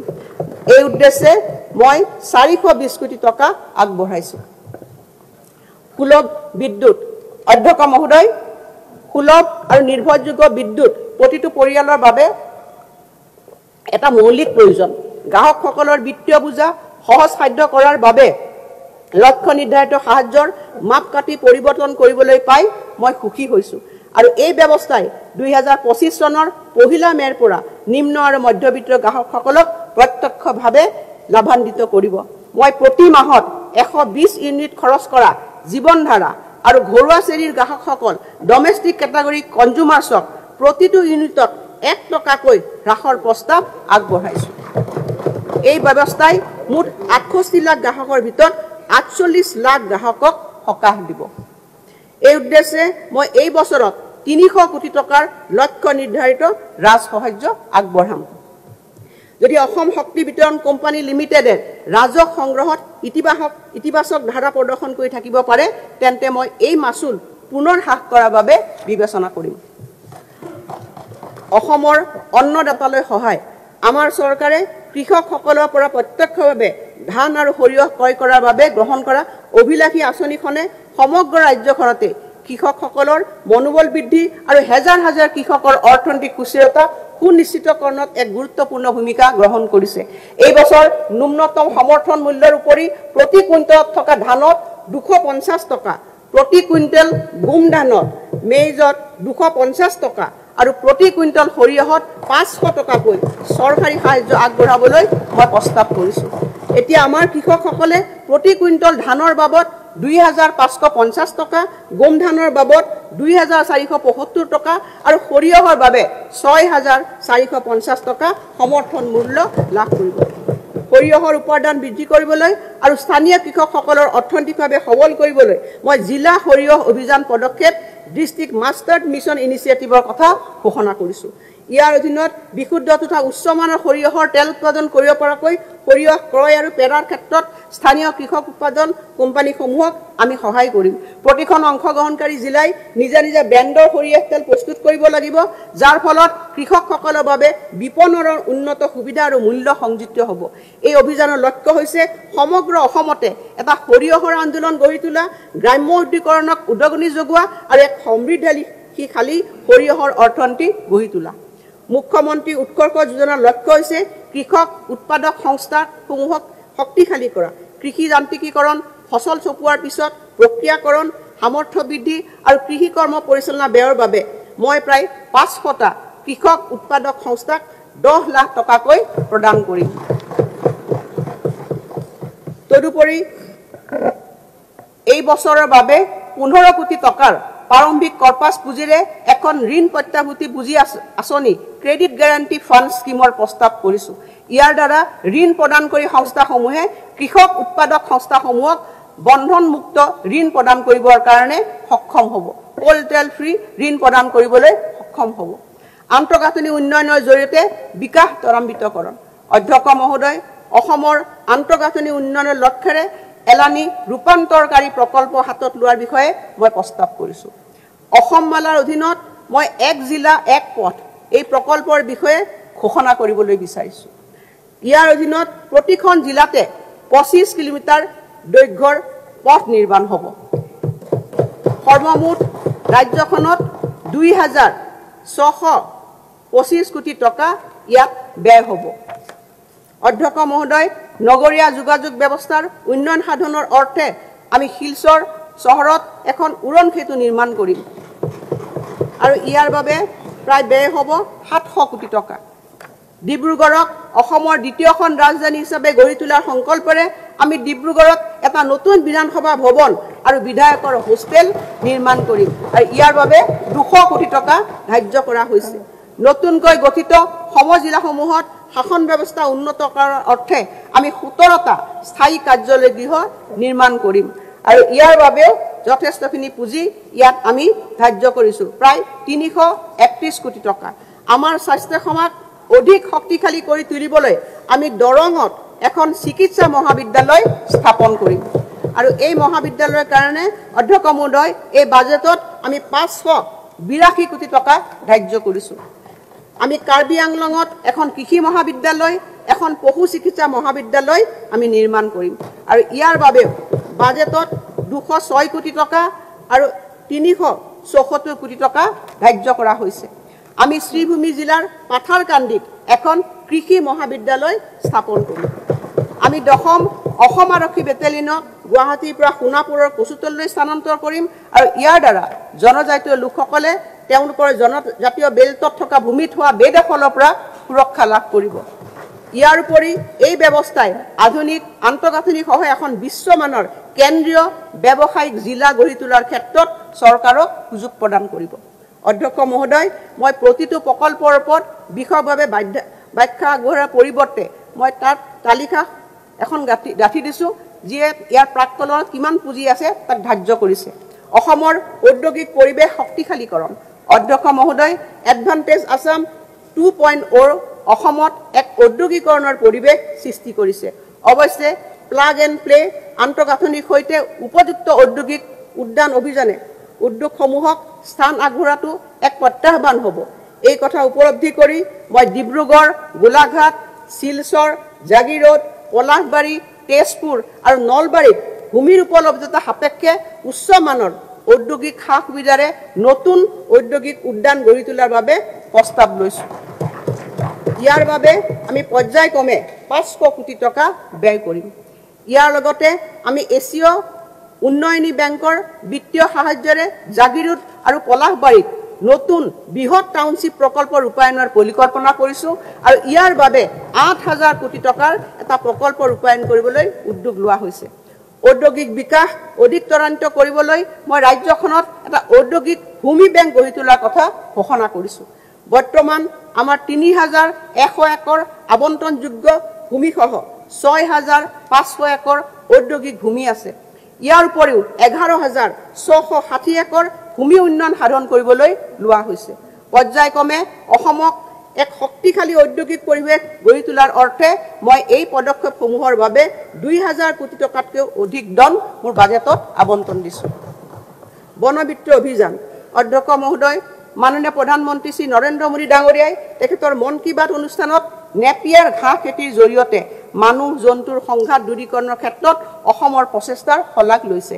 দ্ৰুততাৰে বঢ়া এই পশু খাদ্যই প্ৰাকৃতিক বাধা হিচাপে কাম কৰি শস্য পথাৰত হাতীৰ উপদ্ৰৱ হ্ৰাস কৰাৰ লগতে ঘনীভূত জৈৱ গেছৰ CBG উৎপাদনতো সহায় কৰে। উল্লেখ্য যে আগশাৰী ঔদ্যোগিক প্ৰতিষ্ঠানে ইতিমধ্যে এই ক্ষেত্ৰত অসমৰ বাবে নতুন অৰ্থনৈতিক সুযোগ সৃষ্টিত সহায় কৰিবলৈ আগ্ৰহ প্ৰকাশ কৰিছে। ইয়াৰ পৰিপ্ৰেক্ষিতত আমাৰ চৰকাৰে নেপিয়াৰ ঘাঁহৰ বাণিজ্যিক উৎপাদনত উৎসাহিত কৰিবলৈ পদক্ষেপ হাতত ল'ব। আটাইতকৈ বেছি হাতী মানুহ সংঘাত থকা ৫খন জিলা গোৱালপাৰা, ওদালগুৰি, নগাঁও, বাক্সা আৰু শোণিতপুৰত গজমিত্ৰ কাৰ্যসূচী মই আনন্দেৰে ঘোষণা কৰিছোঁ। হাতীৰ বাসস্থান উন্নত কৰা, হাতীৰ গতিবিধিৰ প্ৰতি সতৰ্কতা পাবৰ কাৰণে কৃত্ৰিম বুদ্ধিমত্তা AI নিৰ্ভৰ কেমেৰা ব্যৱহাৰ কৰা আৰু হাতীয়ে খাদ্য বিচাৰি সঘনাই অহা যোৱা কৰা অঞ্চলত আগতীয়াকৈ ধান ক্ৰয় কৰাত ই গুৰুত্ব আৰোপ কৰিব আৰু আমি অঞ্চলবিলাকত গজমিত্ৰ দল গঠন কৰিম। হলৌ বান্দৰ, সোণালী বান্দৰ আৰু আন বান্দৰ প্ৰজাতিৰ জন্তুবোৰে সঘনাই পাৰ হোৱা পথ আৰু ৰেল লাইনৰ অংশবোৰত বিজ্ঞানসন্মত আৰ্হিৰ সুৰক্ষাৰে জালসহ মজবুত ওলমা দলং নিৰ্মাণেৰে সিহঁতৰ সুৰক্ষিত আহযাহ নিশ্চিত কৰি বন্যপ্ৰাণীৰ জীৱনৰ প্ৰতি সৃষ্টি হোৱা ভাবুকি হ্ৰাস কৰা হ'ব। বন্য জীৱ ঘূৰি ফুৰা এলেকাত মুকলি হৈ থকা ট্ৰেন্সফৰ্মাৰ আৰু ওপৰে যোৱা বিদ্যুৎ সংবহন তাঁৰ আদি বৈদ্যুতিক যন্ত্ৰাংশ আমি নিৰাপদ কৰিম। মানৱ বন্য জন্তুৰ সংঘাতৰ ফলত কোনো ব্যক্তিৰ মৃত্যু হ'লে এককালীন সাহায্য ৪ লাখ টকাৰ পৰা ৫ লাখ টকালৈ বৃদ্ধি আৰু বন্য জন্তুৰ উপদ্ৰৱৰ ফলত শস্য নষ্ট হোৱাৰ ক্ষতিপূৰণ প্ৰতি বিঘা ৭,৫০০ টকাৰ পৰা ৮,০০০ টকালৈ বৃদ্ধি কৰাৰ মই প্ৰস্তাৱ ৰাখিছোঁ। অধ্যক্ষ মহোদয়, কাজিৰঙা ৰাষ্ট্ৰীয় উদ্যানত ভ্ৰমণৰ বাবে ব্যৱহৃত পুৰণি জিপচিবোৰ আঁতৰাই আমি নতুন বাহন, বিশেষকৈ বৈদ্যুতিক বাহন যোগান ধৰিম আৰু ইয়াৰ বাবে বেংকৰ সহায়ত কৰা বিত্তীয় আৰ্হিৰ সবিশেষ নিৰ্দেশনা পৰ্যটন বিভাগে জাৰি কৰিব। মই এই পদক্ষেপৰ বাবে ২০ কোটি টকাৰ আবণ্টন দিছোঁ। এইবাৰ আহোঁ অধ্যক্ষ মহোদয়, অসম চুক্তিৰ ৬ নং দফাৰ ৰূপায়ণ। অধ্যক্ষ মহোদয়, আমাৰ ৰাজ্যৰ ভূমি, ভাষা আৰু সংস্কৃতিক পৰ্যাপ্ত ৰক্ষা কৱচ প্ৰদানৰ বাবে আমাৰ চৰকাৰ দায়বদ্ধ। সেই অনুসৰি অসম চুক্তিৰ ৬ নম্বৰ দফা ৰূপায়ণৰ বাবে ন্যায়াধীশ বিপ্লৱ কুমাৰ শৰ্মাৰ অধ্যক্ষতাত গঠিত উচ্চ পৰ্যায়ৰ সমিতিয়ে আগবঢ়োৱা অনুমোদন অসম চৰকাৰে পৰীক্ষা কৰি ৰাজ্য চৰকাৰৰ আওতাৰ ভিতৰৰ পৰা অনুমোদনবিলাক ৰূপায়ণৰ বাবে সিদ্ধান্ত লৈছে। ২০২৪ চনৰ ১২ ছেপ্টেম্বৰত লখিমপুৰ অনুষ্ঠিত কেবিনেটত ৰাজ্য চৰকাৰৰ সৈতে সম্পৰ্কিত ৫২টা সিদ্ধান্তৰ আটাইকেইটা সিদ্ধান্ত ৰূপায়ণ কৰিবৰ কাৰণে সিদ্ধান্ত লোৱা হৈছিল।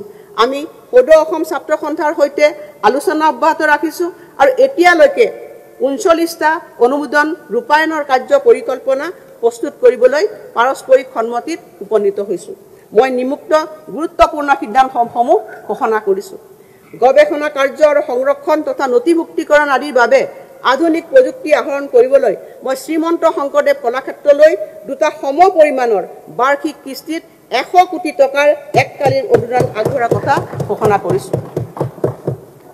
মই ঘোষণা কৰিছোঁ যে মুঠ ৩টা পৰ্যায়ত অসমৰ সকলো জিলা সদৰত সাহিত্যৰথী লক্ষ্মীনাথ বেজবৰুৱা ভৱন নামেৰে বহুমুখী সাংস্কৃতিক প্ৰকল্প আমি নিৰ্মাণ কৰিম।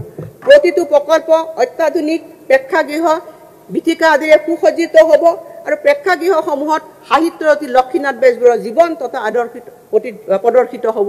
৩৫খন জিলাৰ বাবে ব্যয় কৰিব লগা ৭০০ কোটি টকাৰ ভিতৰত মই ১২খন জিলাৰ বাবে ২৪০ কোটি টকা এই বাজেটত আবণ্টন দিছোঁ। আমি সকলো জিলা আৰু উপজিলাৰ প্ৰতিটো জনজাতি আৰু অন্যান্য নৃগোষ্ঠীয় সম্প্ৰদায়ৰ বাবে পৃথকে পৃথকে বহুমুখী সাংস্কৃতিক প্ৰকল্প নিৰ্মাণ কৰিম আৰু এনে প্ৰতিটো সাংস্কৃতিক প্ৰকল্পৰ বাবে মই 5 কোটি টকাৰ আবণ্টন দিয়াৰ প্ৰস্তাৱ ৰাখিছোঁ আৰু প্ৰাৰম্ভিক পৰ্যায়ত 2025-26 বৰ্ষৰ সময়ছোৱাত 20টা এনেকুৱা প্ৰেক্ষাগৃহ নিৰ্মাণ কৰা হ'ব আৰু ইয়াৰ বাবে মই বাজেটত 100 কোটি টকাৰ আবণ্টন দিছোঁ আমি অসমৰ প্ৰখ্যাত সুফি সন্ত আজান পীৰে ৰচনা কৰা জিকিৰ আৰু জাৰিসমূহ ৰাজ্যসমূহৰ বিভিন্ন থলুৱা ভাষালৈ আমি অনুবাদ কৰিম আনন্দৰাম বৰুৱা ভাষা কলা সংস্কৃতি সন্থাক এই গুৰু দায়িত্ব বহন কৰিব জ্যোতি চিত্ৰবন চলচ্চিত্ৰ চিত্ৰালয় সমাজ ডক্টৰ ভূপেন হাজৰিকা আঞ্চলিক চৰকাৰী চলচ্চিত্ৰ আৰু দূৰদৰ্শন প্ৰতিষ্ঠান শ্ৰীমন্ত শংকৰদেৱ কলাক্ষেত্ৰ আদিৰ দৰে সাংস্কৃতিক প্ৰতিষ্ঠানলৈ আমি পুঁজি আগবঢ়াই আহিছোঁ আৰু এই সহযোগিতা আমি ভৱিষ্যতলৈ অব্যাহত ৰাখিম তদুপৰি জ্যোতি চিত্ৰবন চলচ্চিত্ৰ চিত্ৰালয় সমাজৰ উন্নীতকৰণৰ বাবে আমি এখন 4জনীয়া সমিতি ঘোষণা কৰিম আৰু প্ৰতিষ্ঠানটোৰ কৰ্মচাৰীসকলৰ প্ৰাদেশিকৰণো মই ঘোষণা কৰিছোঁ মাজুলী সাংস্কৃতিক বিশ্ববিদ্যালয়ৰ সাংস্কৃতিক শৈক্ষিক আৰু গৱেষণামূলক কাৰ্যসূচীৰ উন্নীতকৰণৰ বাবে মই বিশ্ববিদ্যালয়খনিলৈ 50 কোটি টকাৰ আবণ্টন দিয়াৰ প্ৰস্তাৱ আগবঢ়াইছোঁ স্বতন্ত্ৰ পুঁজি কাৰ্যাৱলী আৰু কাৰ্যকৰ্তাৰ ব্যৱস্থাপনাৰ সৈতে সত্ৰ ন্যায়িক আৰু ভূমি প্ৰশাসনৰ প্ৰতিনিধিৰে আমি এখন 5জনীয়া পৃথক সত্ৰ সংৰক্ষণ আৰু উন্নয়ন বোৰ্ড গঠন কৰিম সত্ৰৰ ভূমিক বেআইনী আৰু বলপূৰ্বক দখলৰ পৰা ৰক্ষা কৰিবলৈ এই বোৰ্ডখনক অসম ৰাজহ বোৰ্ডৰ পৰ্যায়ৰ উপযুক্ত ক্ষমতা প্ৰদান কৰা হ'ব ইয়াৰ বাবে প্ৰয়োজনীয় বিধেয়ক আমি পবিত্ৰ সদনত দাখিল কৰিম কোচবিহাৰৰ মধুপুৰ সত্ৰৰ সংৰক্ষণৰ বাবে ৰাজ্য চৰকাৰে চিন্তা চৰ্চা কৰা এক 50 কোটি টকীয়া প্ৰকল্পৰ বিষয়ে জনাবলৈ পাই মই নথৈ আনন্দিত হৈছোঁ আমাৰ চৰকাৰে সত্ৰখনক ঐতিহ্য ক্ষেত্ৰ হিচাপে ঘোষণা কৰাৰ বাবে কেন্দ্ৰীয় চৰকাৰক অনুৰোধ জনাব মই ঘোষণা কৰোঁ যে আমাৰ চৰকাৰে অসম চৰকাৰী ভাষা আইন 1960খন কটকটীয়াকৈ ৰূপায়ণ কৰিব আৰু ইয়াৰ বাবে দণ্ডবিধি ব্যৱস্থাপনা অন্তৰ্ভুক্ত কৰিবলৈ প্ৰয়োজনীয় সংশোধনী বিবেচনা কৰা হ'ব সকলো প্ৰয়োজনীয় আন্তঃগাঁথনি কৰ্মচাৰী আৰু বিত্তীয় সাহায্যৰ সৈতে আমি চৰকাৰী ভাষা প্ৰয়োগ সঞ্চালকালয়ক এটা স্বতন্ত্ৰ সঞ্চালকালয় উন্নীত কৰিম আৰু খালী হোৱা সকলো পদ সময়মতে পূৰণ কৰা হ'ব মই ঘোষণা কৰিবলৈ পাই সুখী হৈছোঁ যে 2025 চনৰ 14 এপ্ৰিলৰ পৰা বদলি নিয়োগৰ নিৰ্দেশ আঁচনিৰ নিৰ্দেশনা কাৰ্যালয় স্মাৰক আদি বিধি আইন জাননী আদি কৰি সকলো চৰকাৰী নিৰ্দেশ আদিৰ অসমীয়া অনুবাদ বাধ্যতামূলক কৰি সেইবোৰ দুটা ভাষাত প্ৰকাশ কৰা হ'ব আন্তঃগাঁথনি উন্নীতকৰণ গৱেষণামূলক কাম-কাজৰ বাবে আনন্দৰাম বৰুৱা ভাষা কলা সংস্কৃতি সংস্থাক 3টা বিত্তীয় বৰ্ষত আমি 50 কোটি টকা প্ৰদান কৰাৰ কথা মই ঘোষণা কৰিছোঁ আমাৰ চৰকাৰে অসমীয়া মানুহৰ ইতিহাস প্ৰকাশৰ বাবে প্ৰয়োজনীয় সকলো পদক্ষেপ গ্ৰহণ কৰিব 2025 চনৰ এপ্ৰিলৰ পৰা সকলো বিদ্যালয়তে অন্ততঃ 8ম শ্ৰেণীলৈকে অসম ইতিহাস বিষয়টো বাধ্যতামূলক কৰা হ'ব ৰাজ্যিক বোৰ্ড আৰু CBSEৰ অধীনত ব্ৰহ্মপুত্ৰ উপত্যকাত থকা সকলো ইংৰাজী মাধ্যমৰ বিদ্যালয়ত অসমীয়া ভাষা আৰু বড়োলেণ্ড প্ৰাদেশীয় অঞ্চল বিটিআৰত থকা সকলো বিদ্যালয়ত অসমীয়া বড়ো ভাষা আমি বাধ্যতামূলক কৰিম ইয়াৰ অন্যথা জৰিমনা বিহা হ'ব অসম ভূমি আৰু ৰাজহ বিধি 1886 দশম অধ্যায়ৰ অধীনত জনজাতীয় বেল্ট আৰু ব্লকৰ উপৰি আমাৰ চৰকাৰে ৰাজ্যখনৰ ৰাজহ চক্ৰসমূহক চিনাক্তকৰণ কৰিব য'ত কেৱল খিলঞ্জীয়া লোকসকলে ভূমি ক্ৰয় আৰু দখল কৰিব পাৰিব আৰু এই অধিকাৰ তেওঁলোকৰ মাজত সীমাবদ্ধ থাকিব প্ৰয়োজনীয় আইনগত খচৰাৰ কাম চলি আছে আৰু 2025 বৰ্ষৰ ছেপ্টেম্বৰ মাহত বিধানসভা অধিৱেশনত আমি ইয়াক দাখিল কৰিম মহোদয় আমাৰ চৰকাৰে ডিজিটেল ভূমি ৰেকৰ্ডত প্ৰধান কৃষি কেন্দ্ৰিক ভূমি প্লেডিঙৰ বাবে ইতিমধ্যে প্ৰক্ৰিয়া আৰম্ভ কৰিছে আৰু ইয়াৰ কাম 1 বছৰৰ ভিতৰত সম্পূৰ্ণ হোৱাৰ সম্ভাৱনা আছে ফ্লেগিং সম্পূৰ্ণ হ'লে আমি ৰাজ্য চৰকাৰৰ বিশেষ অনুমোদন অবিহনে এনে ভূমিৰ পুনৰ শ্ৰেণী বিভাজনত অনুমোদন নিদিওঁ অহা 3 বছৰত ভূমি প্ৰশাসন কৰ্মচাৰীৰ 2000টা অতিৰিক্ত পদ সৃষ্টি আমি পূৰণ কৰিম আৰু ইয়াৰে 2025 বৰ্ষত 500টা 26 বৰ্ষত 1000টা আৰু 2027 বৰ্ষত 500টা আৰু এই উদ্দেশ্যেৰে আমি অসম ভূমি ৰাজহ সেৱাক উপযুক্তভাৱে নতুন ৰূপ দিম 2025-26 বৰ্ষত আমাৰ চৰকাৰে অসমৰ চৰ অঞ্চলৰ জৰীপ আৰম্ভ কৰিব অৱশ্যে চৰ অঞ্চলৰ অধীনত যিকোনো ভূমিৰ নিষ্পত্তিৰ কাম অংশীদাৰসকলৰ সৈতে আলোচনাৰ অন্তত আৰু যথা সময়তেহে গ্ৰহণ কৰা হ'ব। মহাশয়, আমাৰ চৰকাৰে Assam fixation of ceiling on land holding সংশোধিত আইন 2024 ভিত্তিত Assam fixation of ceiling on land holding আইন 1956 কঠোৰভাৱে বলবৎ কৰিব। আমি গুৱাহাটী মহানগৰীৰ বাবে চিলিং ব্যৱস্থা ৰূপায়ণৰ কথা বিবেচনা কৰিছোঁ। অধ্যক্ষ মহোদয়, মাননীয় মুখ্যমন্ত্ৰী ডাঙৰীয়াই ৰাজ্য চৰকাৰৰ অধীনৰ সকলো পৰামৰ্শ নিৰ্দিষ্ট সময়সীমাৰ ভিতৰত কাৰ্যকৰী কৰিবৰ কাৰণে সদৌ অসম ছাত্ৰ সন্থাৰ নেতৃত্বৰ সৈতে আলোচনা অব্যাহত ৰাখিব। অধ্যক্ষ মহোদয়, এতিয়া মই আমাৰ চৰকাৰৰ কিছুমান গুৰুত্বপূৰ্ণ ঘোষণা সন্মানীয় সদনত উপস্থাপন কৰিবলৈ আগবাঢ়িছোঁ। চিকিৎসা মহাবিদ্যালয়ৰ ফেকাল্টিলৈ সুবিধা। অসমৰ মাননীয় মুখ্যমন্ত্ৰী ডাঙৰীয়া নেতৃত্বাধীন বৰ্তমানৰ চৰকাৰখনৰ দিনত চিকিৎসা মহাবিদ্যালয়ৰ সংখ্যা 7ৰ পৰা 14খনলৈ বৃদ্ধি পাইছে আৰু বহুকেইখন নিৰ্মাণৰত অৱস্থাত আছে। আৰু যুৱ প্ৰতিভাক আকৃষ্ট কৰি ফেকাল্টিসকলক পৰিচালনা কৰাটো চৰকাৰৰ সন্মুখত এক ডাঙৰ প্ৰত্যাহ্বান। এই প্ৰত্যাহ্বান চম্ভালিবলৈ আমি নিমুক্ত সিদ্ধান্তসমূহ গ্ৰহণ কৰিছোঁ। চিকিৎসা মহাবিদ্যালয়ৰ ফেকাল্টিসকলক পদোন্নতিৰ ক্ষেত্ৰত ৰাষ্ট্ৰীয় চিকিৎসা আয়োগৰ চৰ্ত পূৰণ সাপেক্ষে গতিশীল নিশ্চিত জীৱিকা অগ্ৰগতি আঁচনিৰ অধীনত সামৰি লোৱা হ'ব। চৰকাৰে বছৰি 2খন ৰাষ্ট্ৰীয় সন্মিলন, এছিয়াৰ দেশসমূহৰ বাবে প্ৰতি 2 বছৰত আৰু এছিয়াৰ বাহিৰৰ দেশসমূহৰ বাবে প্ৰতি 4 বছৰত এখন আন্তঃৰাষ্ট্ৰীয় সন্মিলনৰ পৃষ্ঠপোষকতা কৰিব। চিকিৎসা মহাবিদ্যালয়সমূহৰ নৱনিযুক্ত ফেকাল্টিসমূহক গাড়ী ক্ৰয়ৰ বাবে চৰকাৰে সুদবিহীন ঋণ প্ৰদান কৰিব। অতিৰিক্তভাৱে আমি তেওঁলোকৰ বাবে এখন সহজ গৃহ ঋণ আঁচনি শীঘ্ৰে আৰম্ভ কৰিম। পতন থেৰাপি কেন্দ্ৰ, কৰ্কট ৰোগী, বিশেষভাৱে শিশুসকলৰ বাবে অত্যাধুনিক কৰ্কট চিকিৎসাৰ উপলব্ধতা নিশ্চিত কৰাৰ বাবে মই ৰাজ্যিক কৰ্কট প্ৰতিষ্ঠান গুৱাহাটীত এটা পতন থেৰাপি কেন্দ্ৰ স্থাপনৰ প্ৰস্তাৱ আগবঢ়াইছোঁ। ই হৈছে পূব ভাৰতৰ প্ৰথমটো আৰু দেশৰ ভিতৰত তৃতীয়টো পতন থেৰাপি কেন্দ্ৰ। অঞ্চলটোত আগশাৰীৰ কৰ্কট সেৱাৰ ই এক গুৰুত্বপূৰ্ণ মাইলৰ খুঁটি আৰু এই যন্ত্ৰটোৰ মূল্য হৈছে 550 কোটি টকা। এই প্ৰকল্পৰ বাবে চৰকাৰে CSR পুঁজিও ব্যৱহাৰ কৰিব।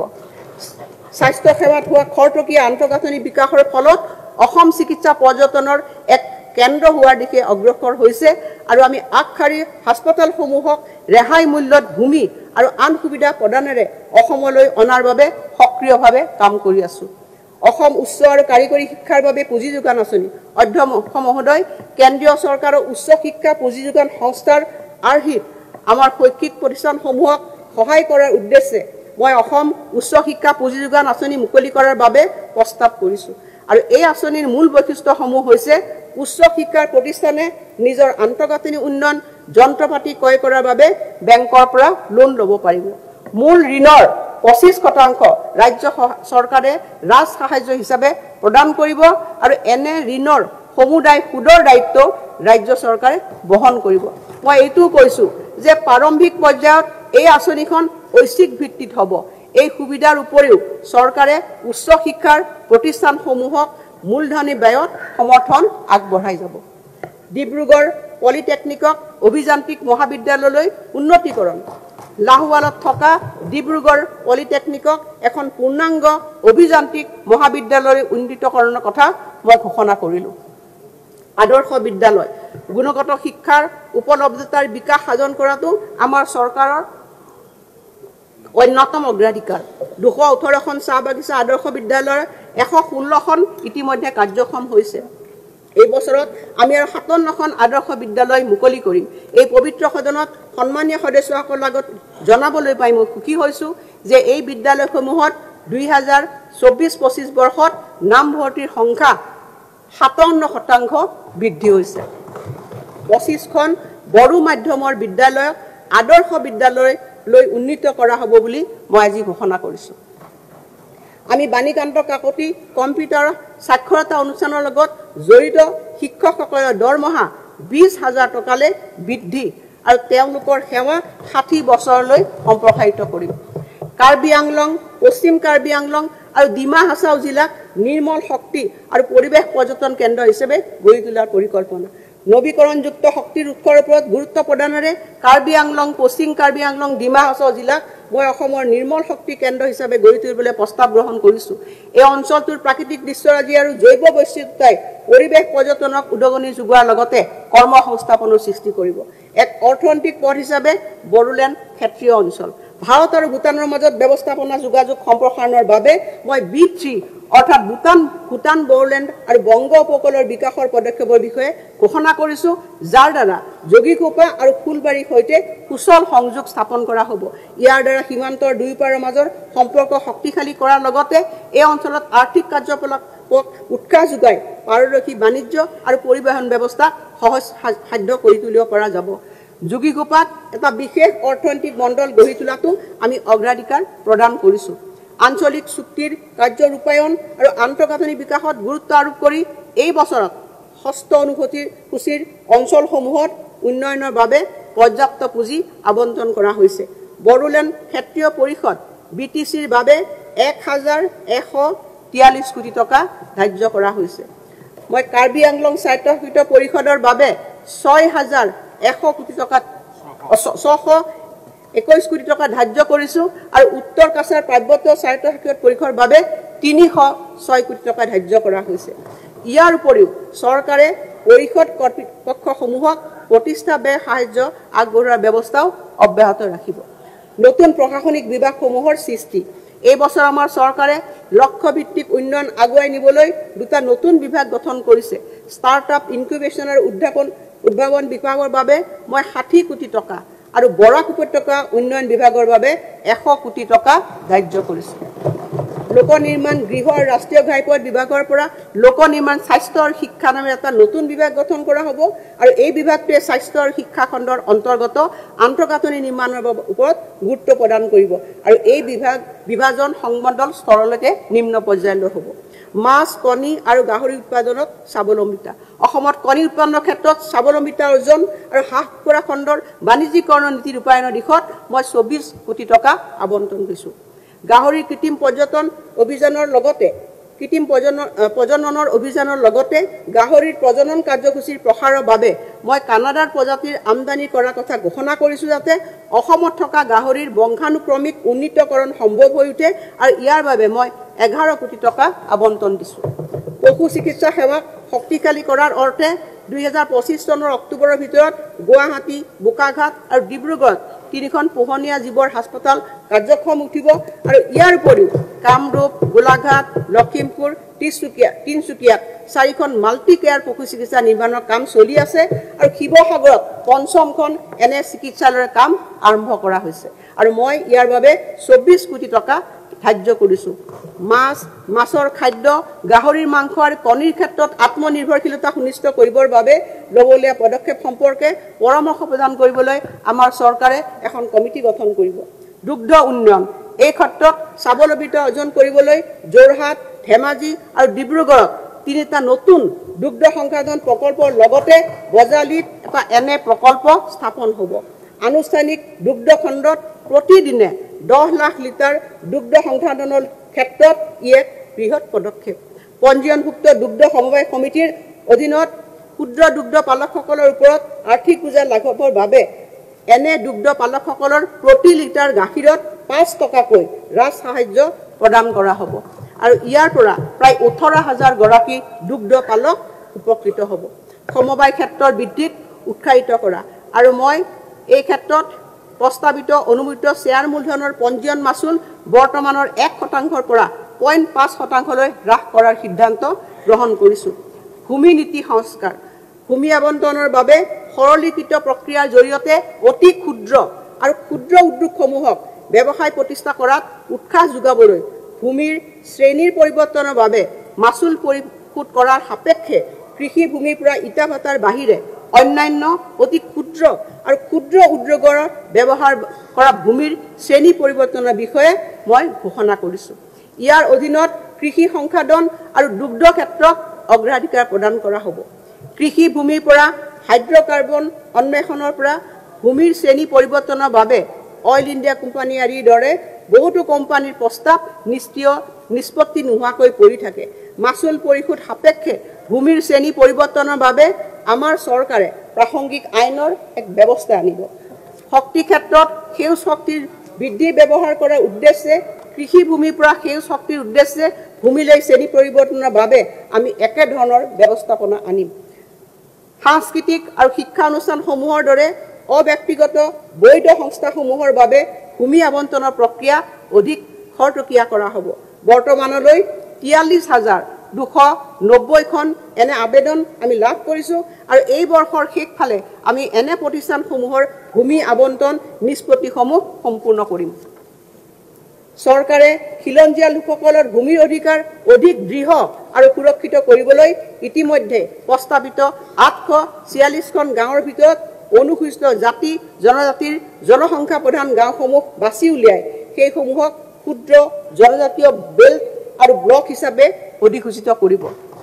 গাঁও পৰ্যায়ৰ প্ৰশাসন ব্যৱস্থাত গাঁও প্ৰধানসকলে এক গুৰুত্বপূৰ্ণ ভূমিকা পালন কৰে।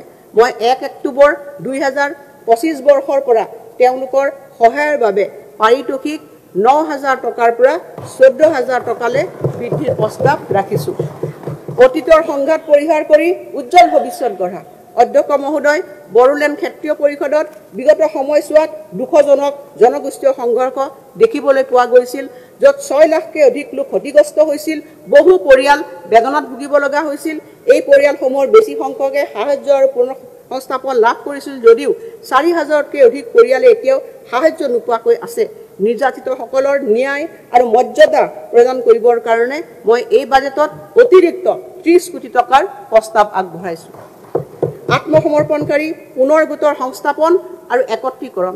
ভাৰত চৰকাৰ আৰু অসম চৰকাৰে NDFBৰ আটাইকেইটা গোট, কাৰ্বি গোট, আদিবাসী গোট ইত্যাদিৰ লগত চুক্তি স্বাক্ষৰ কৰিছে।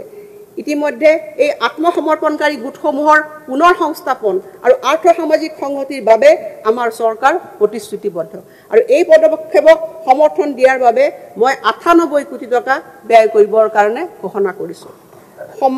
সন্মানপূৰ্বক শেষ গমন। ভাৰতৰ বিভিন্ন চহৰ বা বিদেশত মৃত্যু হোৱা অসমৰ ব্যক্তিৰ মৃতদেহ সন্মান সহকাৰে ৰাজ্যখনলৈ অনাৰ বাবে এটা উৎসৰ্গিত ব্যৱস্থা গঢ়ি তোলা হ'ব। এনে জটিল সময়ত দুৰ্ভগীয়া পৰিয়ালক সহায় কৰাৰ বাবে মৃতকৰ শৰীৰ পৰিবহণৰ সমুদায় খৰচ চৰকাৰে বহন কৰিব। মুম্বাই আৰু দিল্লীত নতুন অসম ভৱন। নতুন দিল্লীৰ দ্বাৰকাত 4,000 বৰ্গফুটৰ এটি অসম ভৱন, চতুৰ্থটো মুম্বাই কটন গ্ৰীণত 5,744 বৰ্গমিটাৰত অসম ভৱন মুম্বাইৰ দ্বিতীয়টো নিৰ্মাণৰ মই ঘোষণা কৰিছোঁ। এই অসম ভৱন কেইটাত এটাকৈ নামঘৰ থাকিব, য'ত অসমৰ চহকী সাংস্কৃতিক আৰু আধ্যাত্মিক ঐতিহ্য প্ৰদৰ্শন কৰা হ'ব। গৌৰৱময় ঐতিহ্য আৰু ঐতিহ্যৰ সংৰক্ষণ। আমাৰ উদাসীন ভকতসকল সত্ৰ প্ৰতিষ্ঠানসমূহৰ এটা গুৰুত্বপূৰ্ণ অংগ। সত্ৰৰ ভকতসকললৈ মই প্ৰতি মাহে 1,500 টকাকৈ আগবঢ়োৱাৰ প্ৰস্তাৱ দিছোঁ। বৈচিত্ৰৰ মাজতে ঐক্যতা সুদৃঢ় কৰি তুলিবলৈ আমাৰ জাতীয় সংগীত অ মোৰ আপোনাৰ দেশৰ সমূহীয়া পৰিৱেশন আমি আয়োজিত কৰিম। আমাৰ সমূহীয়া সম্প্ৰীতি প্ৰতীকী ৰূপত তুলি ধৰিবলৈ অসমৰ 1 কোটিতকৈও অধিক নাগৰিকে বিভিন্ন স্থানৰ পৰা সমান্তৰালভাৱে এই সংগীতত অংশগ্ৰহণ কৰিব। ৰাষ্ট্ৰীয় আৰু আন্তঃৰাষ্ট্ৰীয় দৰ্শকৰ সন্মুখত কলাৰ ৰূপটো প্ৰদৰ্শন কৰিবলৈ আমি পৰম্পৰাগত বড়ো লোকনৃত্য বাগৰুম্বা আৰু বৰদৈ চিকলাৰ দৰ্শনীয় প্ৰদৰ্শনৰো আয়োজন কৰিম। অসমীয়া চলচ্চিত্ৰ, সাহিত্য, লোকসংগীত, সংগীত আৰু তথ্যচিত্ৰ ইত্যাদি সংৰক্ষণ কৰিবলৈ আমাৰ চৰকাৰে নিজা OTT মঞ্চ তৈয়াৰ কৰিব। ইউনিটি মলৰ লক্ষ্য হৈছে 35খন জিলা আৰু দেশৰ অন্যান্য ৰাজ্য তথা কেন্দ্ৰীয় শাসিত অঞ্চলসমূহক সামৰি 1 জিলা 1 উৎপাদিত সামগ্ৰী ধাৰণাত্ব কৰা আৰু ইয়াৰ বাবে মই সুখী হৈছোঁ যে 275 কোটি টকাৰ এই ইউনিটি মলটো এই বছৰতে সম্পূৰ্ণ হৈ উঠিব। কনচাৰ্ট পৰ্যটন। আমি দেখিছোঁ যে আমাৰ চুবুৰীয়া ৰাজ্যই সংগীত কনচাৰ্ট ব্যাপক ৰূপত আয়োজন কৰি বৃহৎ সফলতা লাভ কৰিছে। অসমলৈ বিশ্বমানৰ সংগীতানুষ্ঠানক আকৰ্ষণ কৰিবলৈ এনেধৰণৰ পদক্ষেপ লোৱাৰ বাবে মই প্ৰস্তাৱ দিছোঁ। আমি ৰাজ্যৰ জনসাধাৰণক এক অনন্য অভিজ্ঞতা প্ৰদান কৰিবলৈ ঐতিহ্য ক্ষেত্ৰ আৰু নদীৰ দাঁতিকাষৰীয়া অঞ্চলকে ধৰি গুৰুত্বপূৰ্ণ স্থানসমূহৰ সৰ্বাংগীন বিকাশ লাভেৰে লাভান্বিত কৰিম আৰু এই পদক্ষেপে অসমৰ পৰ্যটন খণ্ডটোক এক নতুন মাত্ৰা প্ৰদান কৰিব আৰু এই বৰ্ষতে পৰ্যটন বিভাগে ইয়াৰ বাবে উপযুক্ত নীতি গ্ৰহণ কৰিব। ৰাজ্যখনত উপলব্ধ হোমষ্টে চাহ পৰ্যটনৰ সা সুবিধাসমূহৰ ওপৰত নিৰ্ভৰ কৰি আমি এটা ডিজিটেল পৰ্যটন আৱৰ্ত সৃষ্টিৰ বাবে কাম কৰিম আৰু এই দিশত আমি এখন ডিজিটেল মঞ্চ তৈয়াৰ কৰাৰ বাবে ব্যৱস্থা গ্ৰহণ কৰিম। মিছন অলিম্পিক অসমৰ ভৱিষ্যত অলিম্পিয়ানসকলৰ তত্ত্বাৱধান খেল মহাৰণে সমগ্ৰ অসমতে ব্যতিক্ৰমী ক্ৰীড়া প্ৰতিভাক চিনাক্তকৰণ কৰিছে। ভৱিষ্যত প্ৰতিভাৱান খেলুৱৈসকলৰ বাবে শক্তিশালী বুনিয়াদ গঢ়ি তোলাৰ বাবে আমাৰ চৰকাৰে গ্ৰহণ কৰা পদক্ষেপৰ অংশ হিচাপে 500 গৰাকী ল'ৰা ছোৱালীক অলিম্পিককে ধৰি উচ্চ পৰ্যায়ৰ প্ৰতিযোগিতাত অংশগ্ৰহণ কৰিব পৰাকৈ প্ৰয়োজনীয় দক্ষতা সম্পদ আৰু প্ৰশিক্ষণৰে সাজু কৰি তোলা হ'ব। যুৱ দক্ষতা বৃদ্ধি অসম দক্ষতা বিশ্ববিদ্যালয়ে এই বছৰতে নিজৰ চৌহদৰ পৰা কাম আৰম্ভণি কৰিব। বিজ্ঞান প্ৰযুক্তি তথা কাৰিকৰী শিক্ষাৰ ওপৰত গুৰুত্ব আৰোপ কৰি মাধ্যমিক বিদ্যালয়সমূহত ৰাজ্যিক বৃত্তিমুখী প্ৰশিক্ষণ কেন্দ্ৰলৈ উন্নীত কৰাৰ বাবে আমি টাটা নেলকৰ সৈতে অংশীদাৰিত্ব ভিত্তিত কাম কৰিম আৰু ইয়াৰ বাবে মই 50 কোটি টকা আবণ্টন কৰিছোঁ। উচ্চ ক্ষমতা সম্পন্ন ঔদ্যোগিক প্ৰসাৰ আৰু উৎসৰ্গিত অসম ঔদ্যোগিক গতিশীল পুঁজি এডভান্টেজ আসাম 2.0 বিনিয়োগ আৰু আন্তঃগাঁথনি সন্মিলনৰ জৰিয়তে এক মাইলৰ খুঁটি সৃষ্টি কৰি 5 লাখ কোটি টকাতকৈ অধিক বিনিয়োগৰ প্ৰতিশ্ৰুতি লাভ কৰে আৰু এই বিনিয়োগসমূহে কাৰ্যকৰী ৰূপায়ণৰ কৰিবৰ কাৰণে আমি আধুনিক লজিষ্টিক শক্তি পানী আৰু পৰিবহণ আন্তঃগাঁথনি সুবিধাযুক্ত ঔদ্যোগিক মণ্ডল উন্নয়নৰ পৰিকল্পনা কৰিছোঁ আৰু সেই কাৰণে অসম ঔদ্যোগিক গতিশীল পুঁজি নামৰ এটা উৎসৰ্গিত পুঁজিৰ বাবে মই 2000 কোটি টকাৰ প্ৰস্তাৱ আগবঢ়াইছোঁ। দীৰ্ঘম্যাদী উন্নয়নৰ বাবে কৌশলগত বিনিয়োগ অসমত 46টা ৰাজহুৱা খণ্ডৰ প্ৰতিষ্ঠানৰ 17টাই লাভ উপাৰ্জন কৰি আছে আৰু এই সফলতাই কাৰ্যদক্ষতা আৰু বিত্তীয় সক্ষমতা বৃদ্ধিৰ বাবে আমাৰ অবিৰত প্ৰচেষ্টাক প্ৰতিফলিত কৰে। আমাৰ ৰাজহুৱা খণ্ডৰ প্ৰতিষ্ঠানসমূহৰ মুঠ যৌথ 40,380 কোটি টকা আৰু ই আমাৰ ৰাজ্যখনৰ ৰাজহুৱা বিনিয়োগ ব্যৱস্থাৰ শক্তিশালী ভেটিটোকে সূচায়। নুমলীগড় তেল শোধনাগাৰ লিমিটেডত আমি কৰা কৌশলগত বিনিয়োগ বৰ্তমান 6,500 কোটি টকা বজাৰ মূল্যলৈ ৰূপান্তৰিত হোৱাৰ লগতে একত্ৰীকৃত সঞ্চিত নিধি কনচলিডেটেড সিংকিং ফাণ্ডত কৰা বিনিয়োগৰ পৰিমাণ 7,484 কোটি টকালৈ বৃদ্ধি পাইছে আৰু ইয়াৰ উপৰিও অসম আন্তঃগাঁথনি বিত্তীয় প্ৰাধিকৰণ আইফাৰ সঞ্চিত নিধি সিংকিং ফাণ্ডৰ প্ৰায় 855 কোটি টকা আবণ্টনেৰে আমি আমাৰ বিত্তীয় সামৰ্থ্য অধিক বৃদ্ধি কৰিবৰ কাৰণে সক্ষম হৈছোঁ। আমি মুখ্যমন্ত্ৰীৰ সমগ্ৰ গ্ৰাম্য উন্নয়ন যোজনাৰ অধীনত 2,700 কোটি টকাৰ আছুতীয়া পুঁজি জমা কৰিম আৰু এই বৰ্ষত গ্ৰীণফিল্ড সাৰ কাৰখানাত 1272 কোটি টকা বিনিয়োগৰে কৃষি খণ্ডৰ আত্মনিৰ্ভৰশীলতাৰ দিশত আমি এক সাহসী পদক্ষেপ গ্ৰহণ কৰি আছোঁ। এই পদক্ষেপসমূহৰ জৰিয়তে আমি অসমৰ ভৱিষ্যতৰ বাবে সম্পদৰ এক শক্তিশালী ভেটি নিৰ্মাণ কৰি আছোঁ। কিছু সংখ্যক মানুহৰ ধাৰণাৰ বিপৰীতে যথোপযুক্ত নগদ সঞ্চয় আৰু সম্পদৰে অসম এতিয়া এক সবল অৰ্থনীতিৰ ৰাজ্য। অসমৰ অবিৰত অৰ্থনৈতিক বিকাশ আৰু উন্নয়ন সুনিশ্চিত কৰিব পৰা এক ভৱিষ্যত সষ্টম সম্পদৰ ভেটি গঢ়াৰ কাৰণে আমি দৃঢ় প্ৰতিজ্ঞা আৰু অসমৰ অৰ্থনৈতিক বিকাশৰ গতি ত্বৰান্বিত কৰিবলৈ এক ভৱিষ্যত প্ৰস্তুত বিনিয়োগ পুঁজি গঠন কৰিবলৈ আমি প্ৰতিশ্ৰুতিবদ্ধ আৰু সেই কাৰণে নন বেংকিং ফাইনেন্সিয়েল কোম্পানী NBFCৰ ৰূপত অসম বিকল্প বিনিয়োগ পুঁজি গঠন কৰাৰ কথা ঘোষণা কৰিবলৈ পাই মই আনন্দিত হৈছোঁ আৰু এই অসম বিকল্প বিনিয়োগ পুঁজিয়ে অসমৰ বিকাশৰ নতুন সুযোগৰ বাট মুকলি কৰিব, বিনিয়োগ আকৰ্ষিত কৰিব আৰু ৰাজ্যৰ অৰ্থনীতি টনকিয়াল কৰিব। মহাকাশলৈ অসমৰ নিজা খোজ কেন্দ্ৰীয় চৰকাৰৰ মহাকাশ বিভাগৰ অধীনস্থ ভাৰতীয় ৰাষ্ট্ৰীয় মহাকাশ উদগনি আৰু কৰ্তৃত্ব প্ৰদান কেন্দ্ৰ ইনস্পেকৰ সহযোগিতাত জটিল আৰ্থ সামাজিক প্ৰকল্পসমূহৰ কাৰ্য ৰূপায়ণৰ স্বাৰ্থত বিশ্বাসযোগ্য আৰু অবিৰত তথ্যৰ সৰবৰাহ নিশ্চিত কৰাৰ বাবে আমি আমাৰ নিজা কৃত্ৰিম উপগ্ৰহ আসামসাট স্থাপন কৰিব বিচাৰিছোঁ। এই ব্যৱস্থাই আমাৰ কৃষি দুৰ্যোগ ব্যৱস্থাপনা আন্তঃগাঁথনি বিকাশ সীমান্ত সুৰক্ষা ব্যৱস্থাপনা আৰু আৰক্ষী অভিযান আদিৰ ক্ষেত্ৰত উৎসৰ্গিত সেৱা যোগানত সহায় কৰিব।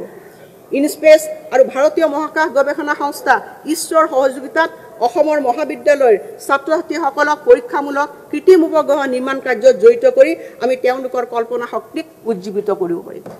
অসম ভৱিষ্যত দৰ্শন আমি ডাঙৰ সপোন দেখোঁ, আমি এক উজ্জ্বল ভৱিষ্যতৰ সপোন দেখোঁ। বিকশিত অসমলৈ সক্ৰিয় বৰণী আগবঢ়াব পৰাকৈ সক্ষম কৰি পৰৱৰ্তী প্ৰজন্ম আৰু ভৱিষ্যতদৰ্শী প্ৰতিষ্ঠানক জড়িত কৰি যুৱ প্ৰজন্মৰ আকাংক্ষাবিলাক বাস্তৱায়িত কৰিবলৈ চৰকাৰে তেওঁলোকক সমৰ্থবান হ'ব। অধ্যক্ষ মহোদয়, মই এই দিশত যিকেইটা আমাৰ পৰামৰ্শ বা কাৰ্যসূচী ইয়াত মই সদনত মই আগবঢ়াইছোঁ। লাখপতি বাইদেউ পুঁজি, মহিলা আত্মসহায়ক গোট আৰু উদ্যমীৰ সবলীকৰণ, প্ৰতিশ্ৰুতি সম্পন্ন মহিলা নেতৃত্বাধীন ষ্টাৰ্টআপক উৎসাহিত কৰাৰ বাবে প্ৰায় 250 কোটি টকাৰে আমি লাখপতি বাইদেউ পুঁজি গঠনৰ আকাংক্ষা আমি পোষণ কৰিছোঁ। এই পুঁজি সুদবিহীন ঋণ প্ৰদান, সুদ ৰেহাই আৰু মহিলাসকলক সবলীকৰণৰ পৰা উদ্যমিতালৈ ৰূপান্তৰৰ ক্ষেত্ৰত পথ প্ৰদৰ্শন কৰাৰ ব্যৱহাৰ কৰিব পাৰিব। আৰু এই পদক্ষেপৰ লক্ষ্য হৈছে মহিলা উদ্যমীৰ হকে এটা শক্তিশালী পৰিৱেশ তন্ত্ৰ সৃষ্টি কৰি অৰ্থনৈতিক প্ৰগতি আৰু স্বনিৰ্ভৰশীলতা গঢ়ি তোলা। অধ্যক্ষ মহোদয়, মই ইয়াৰ পিছত অংশ 2লৈ আহিছোঁ। মই এতিয়া চৰকাৰৰ কৰ আৰোপণ আৰু ৰাজহ সংগ্ৰহৰ বিষয়ে অৱলোকন কৰিব বিচাৰিছোঁ, যিটো অৰ্থনৈতিক অগ্ৰগতিৰ মূল চালিকা শক্তি। বিগত 4টা বছৰত ৰাজ্যিক ৰাজহ সংগ্ৰহ উল্লেখযোগ্যভাৱে বৃদ্ধি পাইছে। ৰাজ্যৰ নিজা ৰাজহ সংগ্ৰহৰ পৰিমাণ 2020-21 বিত্তীয় বৰ্ষত 20,033 কোটি টকাৰ পৰা 2025 বৰ্ষৰ ফেব্ৰুৱাৰী মাহলৈকে 32,886 কোটি টকালৈ বৃদ্ধি পাইছে, আৰু যিয়ে উল্লেখনীয় 64.2% বৃদ্ধিৰ হাৰ প্ৰতিফলিত কৰিছে। এই চৰকাৰে বিভিন্ন কৰ সংস্কাৰ গ্ৰহণ কৰাৰ বাবে আজি আমি এনে অৱস্থাত উপনীত হৈছোঁ যে আমাৰ নিজস্ব উৎসৰ জৰিয়তে দৰমহা দিব পৰা হৈছোঁ। অসমৰ ক্ষেত্ৰত এইটো হৈছে অভূতপূৰ্ব আৰু ঐতিহাসিক বিষয়।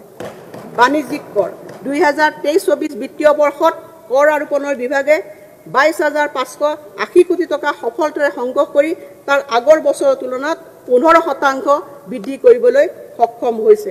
আৰু 25 চনৰ ফেব্ৰুৱাৰীলৈ GST আৰু অনা GST ৰাজহ সংগ্ৰহ 5% বৃদ্ধিৰে 21,578 কোটি টকা হৈছে। মহোদয়, আমাৰ চৰকাৰ আজি চাহ উদ্যোগে সন্মুখীন হোৱা প্ৰত্যাহ্বানসমূহৰ বিষয়ে সম্পূৰ্ণ অৱগত। অসম কৰ আৰোপণ নিৰ্দিষ্ট ভূমিত আইন 1990 চনৰ অধীনত সেউজীয়া চাহপাতৰ ওপৰত কৰ ৰেহাই ব্যৱস্থা 2025 চনৰ 1 জানুৱাৰীৰ পৰা কাৰ্যকৰী হোৱাকৈ আৰু 2 বছৰৰ বৃদ্ধিৰ কথা মই ঘোষণা কৰিছোঁ। আমাৰ পৰিশ্ৰমী মধ্যবিত্ত পৰিয়াললৈ সকাহ দিয়াৰ উদ্দেশ্যে অসম বৃত্তি, বাণিজ্য, জীৱিকা আৰু নিয়োগ কৰাৰোপণ আইন 1947, Assam professions, trades, callings and employment taxation act 1947ৰ অধীনত মাহিলী 15,000 টকালৈ উপাৰ্জন কৰা ব্যক্তিসকলৰ ব্যক্তিগত কৰ মই ৰেহাই দিয়াৰ প্ৰস্তাৱ কৰিছোঁ। ইয়াৰ দ্বাৰা 1,43,000 কৰদাতা পৰিয়াল উপকৃত হ'ব আৰু তেওঁলোকৰ ক্ৰয় ক্ষমতা বৃদ্ধি পাব। লগতে আমাৰ কাঁহ পিতল শিল্পৰ সৈতে জড়িত ব্যৱসায়ীসকলে সন্মুখীন হৈ অহা সমস্যাৰ বিষয়ে চৰকাৰ অৱগত, আৰু মই এই ক্ষেত্ৰত তেওঁলোকৰ বাবে GST উভতাই দিয়াৰ কথা ঘোষণা কৰিছোঁ। এই সম্পৰ্কত বিস্তৃত জাননী অহা মে 2025ৰ ভিতৰত জাৰি কৰা হ'ব। অধ্যক্ষ মহোদয়, এতিয়া মই মাননীয় মুখ্যমন্ত্ৰী ডাঙৰীয়াই জনসাধাৰণৰ ওপৰত কোনো ধৰণৰ বিত্তীয় বোজা আৰোপ নকৰাকৈ বাজেট দাখিল কৰি এক মহৎ উদাহৰণ দাঙি ধৰিছে আৰু বিধি কাঠামো ৰুল ফ্ৰেমৱৰ্কৰ যথাসম্ভৱ সৰলীকৃত কৰি সকাহ প্ৰদান কৰিছে।